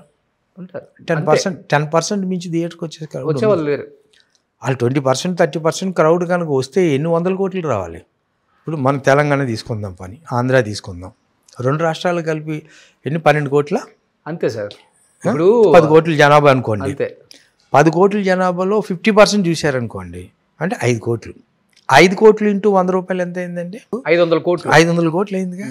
అంటే మీరు మామూలు చిన్న సినిమా కూడా హిట్ అవుతే 50% జనం వస్తే 500 కోట్లు వచ్చేసినట్టేగా. అంటే ఎంత చూస్తున్నారు? 10% చూశారనుకోండి, 100 రూపాయల టికెట్ మీద 10% చూస్తే ఎంత వస్తుంది? 10 కోట్లు వస్తుంది. చిన్న సినిమాలో 2 కోట్లు 3 కోట్లు తీసుకున్న వాళ్ళు 10% చూస్తే 10 కోట్లు చేసింది సినిమా అంటే 10% కదా చూసేది. అవును. అది మీరు తెలుగు రాష్ట్రాల్లో ఉన్న 10 కోట్ల మంది కనుక ఈ పెద్ద సినిమా కనుక 50% చూశారనుకోండి, ఎంత ఇక్కడే 500 కూడా వచ్చేస్తుంది కదా. అసలు మీరు చెప్తున్నట్టు ట్రెండ్ మారాలి సార్. ఎందుకంటే ఒకప్పుడు హీరో అందువల్ల మనకి అందువల్ల థియేటర్కి అందరూ రావట్లా. ఇప్పుడు కూడా హిట్ అయిన సినిమాకి 20% వస్తున్నారు, రిమైనింగ్ 80% థియేటర్కి వచ్చి చూసేవాళ్ళు తక్కువ ఉన్నారండి. ఇప్పుడు ఇదే టీవీలో హోమ్ డెలివరీ, ఇప్పుడు మనం ఏదో ఆర్డర్ చేసుకుని ఇంటికి తీసుకొచ్చి ఇచ్చి వెళ్ళిపోతున్నారు కదా. అవును. Cinema ready to release any time నీ సినిమా చూడాలనుకుంటే కింద ప్రైస్ పెట్టేయండి. అవును. ఎప్పుడైతే మీరు ఓటీటీలో దీంట్లో పెట్టి, మనం ఓటీటీ కదా దీని ఫోన్పే పెట్టి మరి ఇవాళ సాయంత్రం సినిమా చూద్దామంటే ఇప్పుడు మనకి క్యూబులకి ఎలా ఇస్తున్నారు పర్మిషన్స్? ఇక్కడి నుంచి క్యూబ్కి ఎక్కడో శ్రీకాకుళంలో ఉన్న థియేటర్ కూడా ఇక్కడ కోడిస్తేనే కదా అక్కడ ఆనే థియేటర్లు. అవును. ఇంత ముందులాగా రీల్ సెల్ఫ్ లేదు కదా, ఫిల్మ్ ఇక్కడి నుంచి డబ్బాలు మోసుకెళ్ళేది లేదు కదా. ఇక్కడ డబ్బులు లేట్గా కలితే మార్నింగ్ షో లేట్ అవటం, ఇక్కడ ముందు డబ్బులు కడితే మార్నింగ్ షో తేవటం, ఇవన్నీ. ఇప్పుడు ఏదైనా ట్రైలర్లు టీజర్లు లాంచ్ అయితే 1 వీక్ మేము చూస్తున్నాము, కిందంతా కామెంట్స్లో సినిమా బాగుంది, ట్రైలర్ బాగుంటుంది, హీరో బాగా చేశాడు, విలన్ సూపర్, ఈ కామెంట్స్ కన్నా డైరెక్టర్ మీద వీళ్ళ మీద కామెంట్స్ కన్నా ఐబొమ్మ మీద కామెంట్స్ ఎక్కువ ఉన్నాయి. అసెంబ్ల్డ్ ఐబొమ్మ ఫ్యాన్స్ ఇయర్ అనుకుంటా. ఈ పైరసీ కూడా రాదు. నేను చెప్పేది ఏంటంటే ఆ కొత్త system, PhonePe system, cinema release అయిందంటారా మన హోమ్ థియేటర్లో చూద్దాం అంటే అక్కడ అక్కడ కింద పే చేసిన వెంటనే వాడు ఫోన్ ఇప్పుడు పైరసీ కూడా ఎందుకు వచ్చింది చెప్పండి సార్? పైరసీ కూడా ఇదే, ఈ రేట్లు ఎక్కువ వల్ల, ఈ 10 మంది వల్ల వచ్చింది. రాకూడదు, పైరసీ రాకూడదు. కానీ ఎందుకు వచ్చింది అంటే చూసే వాళ్ళు ఎందుకు ఎంకరేజ్ చేశారు ఐబొమ్మని? అంతమంది ఎందుకు సబ్స్క్రైబ్ చేసుకున్నారు? Because of this rates. అంటే రేట్స్ అనేది పక్కన పెడితే వాళ్ళకి క్వాలిటీతో సంబంధం లేదండి. అవును. ఏదో తేదీ సినిమా చూస్తున్నాం అని కనిపడు ఐబొమ్మ అని ఇదైనా ఇప్పుడు మేబీ కొంతవరకు క్వాలిటీ కొంచెం వస్తున్నాయని వింటున్నాం. కానీ అలాంటి వాళ్ళు పట్టుకున్నారు. ఇప్పుడు అలాంటి వాళ్ళు ఎంతమంది ఉంటారు? ఇంకా వాళ్ళ టీం ఎంతమంది ఉంటారు? ఆగిద్దరు. ఫస్ట్ ఇండస్ట్రీలో చేంజ్ రావాలి. మనం పెడుతున్నాం ఇంత రేట్లు, అది జనానికి ఇష్టం లేదు, అందుకనే పైరసీని ఎంకరేజ్ చేస్తున్నారు. మనం లిమిటెడ్గా చూసుకుంటే అలాంటి ఎంకరేజ్ చేయకుండా మీరు థియేటర్కి వచ్చి చూడండి అంటే వచ్చి చూస్తాం. ఇప్పుడు నేనేం చూస్తా, మీరేం చూస్తా, మీ ఫ్యామిలీ ఏం చూస్తాం. ఆ చిన్నప్పుడు ఇది ఏంటి కూడా ఓన్లీ ఎంటర్టైన్మెంట్ థియేటర్ ఒకటే ఉండేదండి అప్పుడు. అవును. సినిమా ఒకటే ఓన్లీ ఎంటర్టైన్మెంట్. ఇవాళ చాలా ఎంటర్టైన్మెంట్స్ వచ్చేసినాయి. ఇప్పుడు చాయిస్ ఉంది, అప్పుడు లేదు. అప్పుడు థియేటర్కి 10 రూపాయలు, 2 రూపాయలు, రూపాయి, 10 రూపాయలు, పావలా ఆ టైం నుంచి వచ్చిన వాళ్ళమే కదా. ఇవాళ వేలు పెట్టి టికెట్లు ఇది పెట్టి చేస్తున్నారు. మీరు అన్నట్టు ఇప్పుడు ఈ పైరసీలు కానీ ఈ రేట్లు ఎక్కువ వల్ల కూడా కొంత, ఎందుకంటే పిల్లల్ని తీసుకెళ్తే సినిమాకి ఆడు కూల్ డ్రింక్ అడగకుండా ఉండడు, నెంబర్ 1. పాప్కార్న్ అడగకుండా ఉండడు. తీసుకెళ్ళి వాళ్ళ పిల్లలు వచ్చేదే వాటి కోసం వస్తారు. ఇంట్లో అయితే ఎవరు థియేటర్కి వెళ్తే ఇస్తారని చెప్పి అసలే సాఫ్ట్వేర్ ఉద్యోగాలు ఇప్పుడు పోయినాయి. ఇప్పుడు ఇవన్నీ చూస్తుంటే మీరు అన్నట్టు ఏంటంటే నా సలహా ఇదేనండి, థియేటర్లో కూడా ఒక కోడ్ సిస్టమ్ పెట్టేసి రిలీజ్ అయినప్పుడు పబ్లిక్ థియేటర్కి వెళ్ళి చూసేవాడు చూస్తాడు. అవును. టీవీలో సినిమా రిలీజ్ రెడీగా ఉందనంటే ఫోన్పే చేస్తాడు, టింగ్ మని అడుగు కోడ్ వస్తుంది, అది ఆన్ చేసుకుంటాడు. వన్ సినిమా ఆన్ చేసిన తర్వాత శుభం కార్డ్ అయ్యేటప్పటికి అరేంజ్ అయిపోతుంది, డిలేట్ అయిపోతుంది.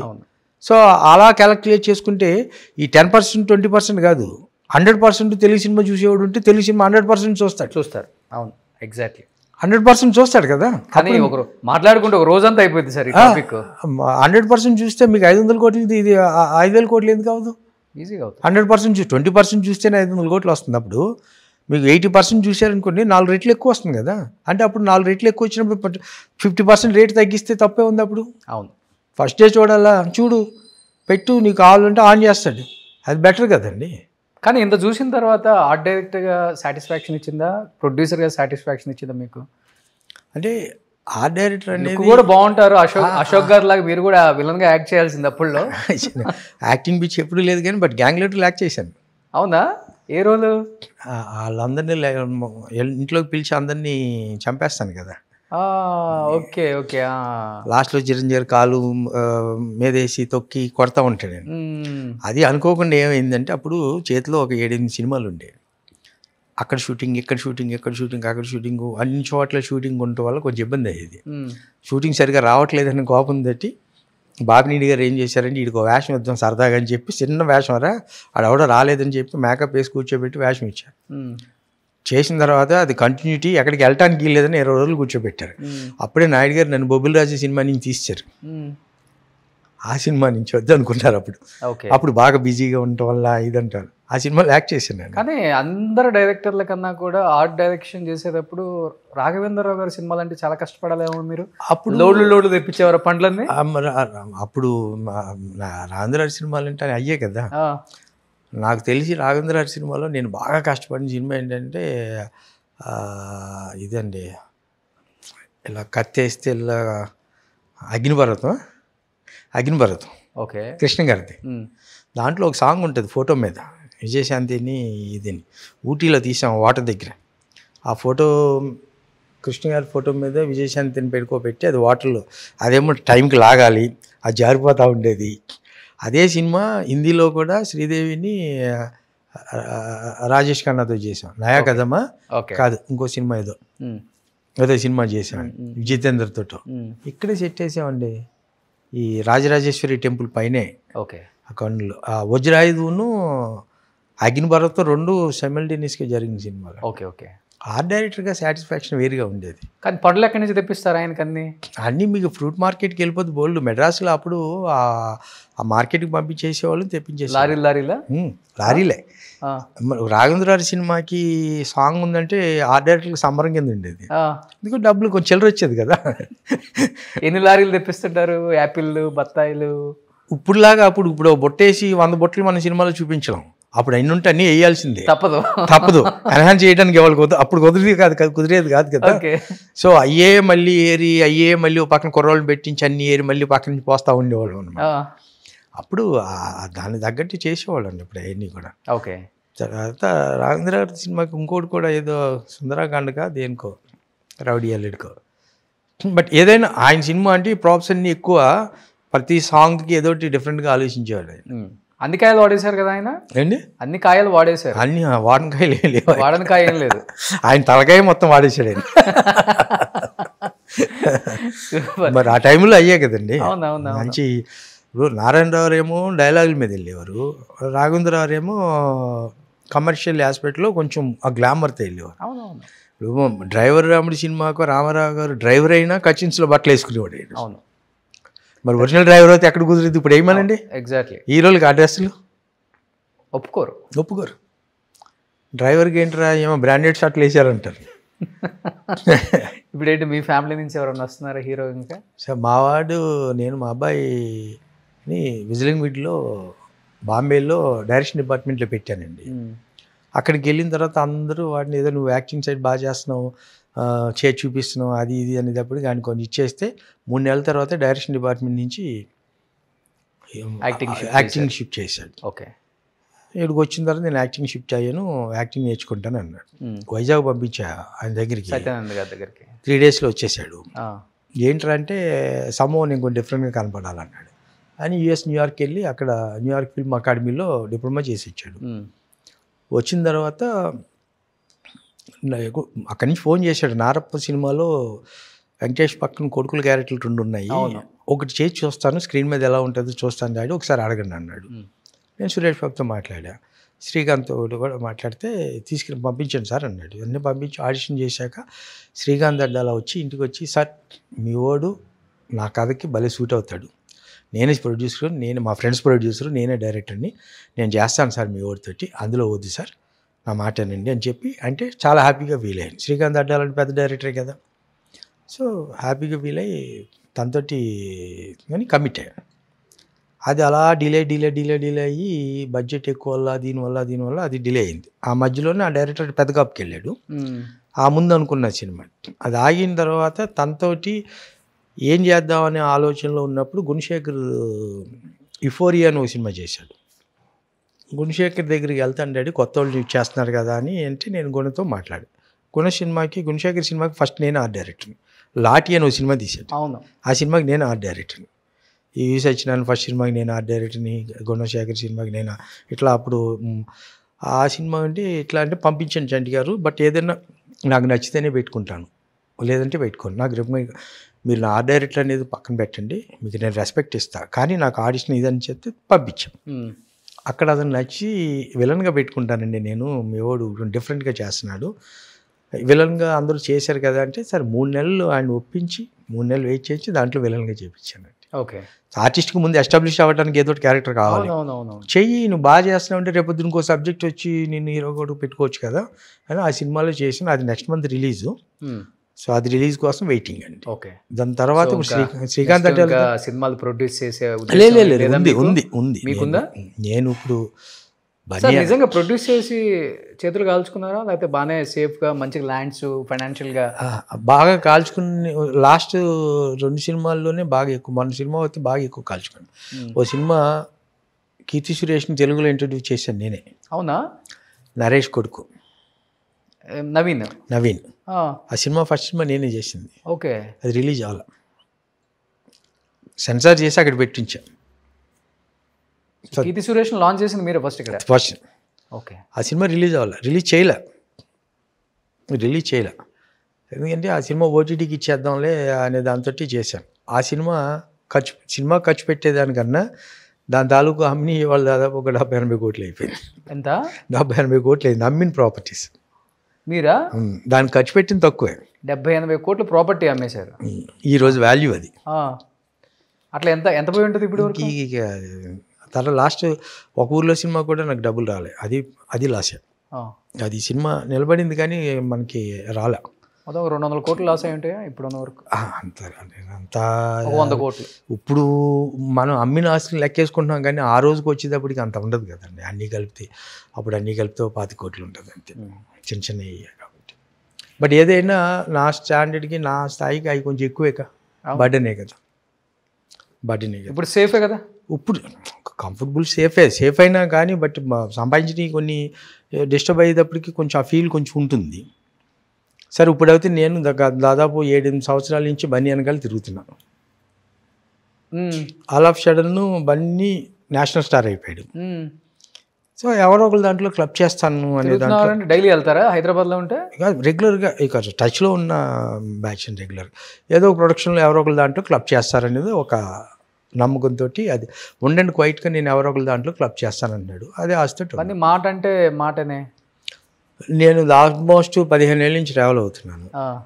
సో నాకు ఇచ్చిన కమిట్మెంట్ ఇప్పుడు తను పెద్ద స్టార్ అయిపోయాడు. ఆ రేంజ్ ప్రొడ్యూసర్స్ అవుతాం నేను కాదు ఇప్పుడున్న పరిస్థితులు. వాస్తవంగా మాట్లాడాలంటే వాళ్ళంతా ఇప్పుడు 1000 కోట్లు ఆ రేంజ్లో ఉన్న ప్రొడ్యూసర్స్ కదా. సో ఏదో ఒక ప్రొడ్యూసర్ దాంట్లో ఏదో ఒక ప్రొడక్షన్లో మీకు ఏదో ఒక షేర్ ఇప్పిస్తాను, క్వైట్గా కూర్చోండి అనే దాంట్లో. ఏంది మీ ఇద్దరికి ఎలా అంత మంచి రిలేషన్ ఎక్కడి నుంచి వచ్చింది? అట్లానేం కాదుగా, నాకు బన్నీ చిన్నప్పటి నుంచి తెలుసు, ప్లస్ అన్నీ కాకుండా అరవింద్ గారి దగ్గర నుంచి తెలుసు. అందరం ఒకే తాన్ముక్క బాపతేగా, అదే ఒకటే ఊరు ఒకటే ఇది. అంటే వాళ్ళ నానే ఇప్పుడు అతను 1000 కోట్లు 200,000 కోట్లకి వెళ్ళిపోయాడని వాళ్ళ నాన్నగారే సైలెంట్గా ఉంటున్నారు కదా. గీత ఆర్ట్సే సైలెంట్గా ఉంటుంది బన్నీతో. అందుకే 2-3 క్లబ్ చేస్తున్నారండి. ఒకరితో ఇప్పుడు చేస్తున్న సినిమాలన్నీ 1000 కోట్లు 700 నుంచి 800 కోట్ల సినిమాలు అంటున్నారు కదా. దాని నెక్స్ట్ లెవెల్ కూడా దానికన్నా పెద్ద ఫిగర్ ఉంటుంది కదా, చిన్న ఫిగర్ ఉండదు కదా. సో ఎవరో ఒకళ్ళు దాంట్లో క్లబ్ చేస్తాను అనే మాట అన్నాడు కదా. అది ఎప్పుడు టచ్లోనే ఉంటున్నారా? పుష్ప నుంచి కంటిన్యూ టచ్లోనే ఉన్నాను, ఇప్పుడు కూడా టచ్లో వెళ్ళి కలుస్తుంటున్నారు. అప్పుడప్పుడు కలుస్తూ ఉంటాను, మెసేజ్లు పెట్టుకుంటాం, రిప్లై ఉంటుంది, కలుస్తాను. అది ఏ సినిమాకి క్లబ్ చేస్తారో ఎవరితో క్లబ్ చేస్తారో ఏంటనే చూడాలి. ప్లస్ ఇప్పుడు నేను ఇంకొక మన తెలుగు పెద్ద ప్రొడ్యూసర్ తోటే రాజు గారితో కలిపి ఓ ప్రాజెక్టు ప్లాన్ చేసుకుంటున్నాం. ఆల్మోస్ట్ అది ఫైనల్ స్టేజ్లో ఉంది. ఆయన అనౌన్స్ చేస్తారు. చిన్న కథలు మంచి కాంటెంట్ ఉన్న కథలు వింటున్నారు, సినిమా బాగుంటే పట్టాలెక్కిద్దామన్న ఉద్దేశంతో ఉన్నారు. చంటి అడ్డాల అని పేరు ఉంది బయట. ఈ చిన్న కథలు ఉన్న వాళ్ళు మంచి డైరెక్టర్లు ఉంటే వచ్చి మీకు కథ చెప్పొచ్చా? నేను రోజు వింటున్నాను. చెప్పొచ్చా? నేను రోజు వింటున్నాను. ఇప్పుడు నేను దిల్ రాజు దగ్గరికి కూడా తీసుకెళ్ళింది అలాగే. రాజు ఏమన్నారు, చంటి గారు ఏదైనా ఉంటే పట్టని కథలు నాకు నచ్చితే కలిపి చేద్దాం అన్నాడు ఆయన. ఓకే. సో తీసుకెళ్ళి 2 కథలు వినిపించాను, 2 నచ్చినాయి అతనికి. ఇప్పుడు నా దగ్గర కూడా చాలా మంది వస్తుంటారు మీ దగ్గరికి, ఇలా పంపించి నేను వింటున్నాను. సో ఇప్పుడు రాజుగారు నేను కలిపి ఒక సినిమా చేస్తున్నాం. ఓ సూపర్. పెద్ద సినిమాని పెద్ద క్యాన్ వేస్తే హీరో అన్ని ఆయన ఫైనల్ చేస్తాను, ఆయన డిక్లేర్ చేస్తారు, ఆయన అనౌన్స్ చేస్తారు. ఎనీహౌ జాగ్రత్తగా చేయండి, మంచిగా చేయండి. సార్ ఆచితూచి మనం గౌరవంతో చేయండి. కాదు, ఆచి తూచే కాదు, ఆశతో చేస్తాం, కానీ ఆ తూసేది ఎక్కడ వస్తుందో తెలియదు. అది ఇటైనా తోగొచ్చు, ఇలా అయినా ఉండొచ్చు, అంతే. సో అది మన చేతిలో లేదు. అయితే ప్రతి సినిమా హిట్ అవుద్దని తీస్తారు అందరు ప్రొడ్యూసర్లు. ఆశతో అంటే డబ్బు వస్తుందని ఆశతో చేస్తున్నారు, అంతే కదా. ప్యాషనేటెడ్గా అనేది సినిమా స్టార్ట్ అయిన తర్వాత ప్యాషనేటెడ్. ఇలాంటి ప్రొడ్యూసర్స్ కి డబ్బు కన్నా కూడా ఆ ప్రేమ అంటే అది వేరు. సినిమా మీద ఉండే లవ్ చేస్తూ చేస్తాం, సినిమా చేసిన చెప్పు ప్రేమించు చేస్తాం, కానీ డబ్బులు కూడా కావాలి కదా. మీరు ఒక 10 సినిమాల్లో బాగా సంపాదించేసి రియల్ ఎస్టేట్లో పెట్టి బాగా డబ్బులు అయిపోయిన తర్వాత మనం 10 కోట్లు పోయినా పర్లేదు, 100 కోట్లు పోయినా మనం శంషర్లాగా ఎలాగ ఉంటాం అనేది లేదు ఇవాళ ఉన్న పొజిషన్లో. సో ఏదో సక్సెస్ కావాలి, డబ్బులు కావాల్సిందేనండి, అంతే. సో ఎనీహౌ మంచి సినిమాతో మళ్ళీ మీరు కంబ్యాక్ అవ్వాలని మనస్ఫూర్తిగా కోరుకుంటున్నాను చంటి అడ్డాల గారు. థ్యాంక్ యూ అండి. మీ పేరే ఒక బ్రాండ్, చంటి అడ్డాల. ఎవరికి లేదు అంటే కొంతమంది ఏంటంటే చంటి అడ్డాల పలుకుతారు, కొంతమంది మీ మాటలు విన్న తర్వాత అడ్డాలు చంటి అని కూడా వాడుతుంటారు. మనం ఎక్కడ అడ్డం పడవ, అది తిప్పి వాడాలి కూడా ఉన్నారు. కాబట్టి ఎనీహౌ మంచి కంబ్యాక్ రావాలని మనస్ఫూర్తిగా కోరుకుంటున్నాను. బాబు కూడా మంచి హీరో అవ్వాలని, మీరు కూడా మంచి ప్రొడ్యూసర్. నేను కూడా అదే, మావాడు కూడా కండిషన్స్ ఏం లేకుండా ఫైట్లు గీట్లు కాదు, కంటెంట్ చిన్నదైనా ఆర్టిస్ట్ పెర్ఫార్మెన్స్ తోటి ఆడే సినిమాలు ఉంటే చూడండి అంటున్నాడు తప్ప. సూపర్. ఎవరెవరో వస్తున్నారు మేము చేస్తాం అయ్యి అంటున్నారు, కానీ వేస్ట్ ఆడే అని జనాలు రారు, ఊరికి మనం చేసాను తప్ప ఉపయోగం ఉంది, వెయిట్ చేద్దాం అన్నాడు. Okay, thank you sir. Thank you. Suman టీవీలో మీ పర్సనల్ అండ్ బిజినెస్ ప్రమోషన్స్ కోసం కింది నెంబర్కి కాంటాక్ట్ చేయండి.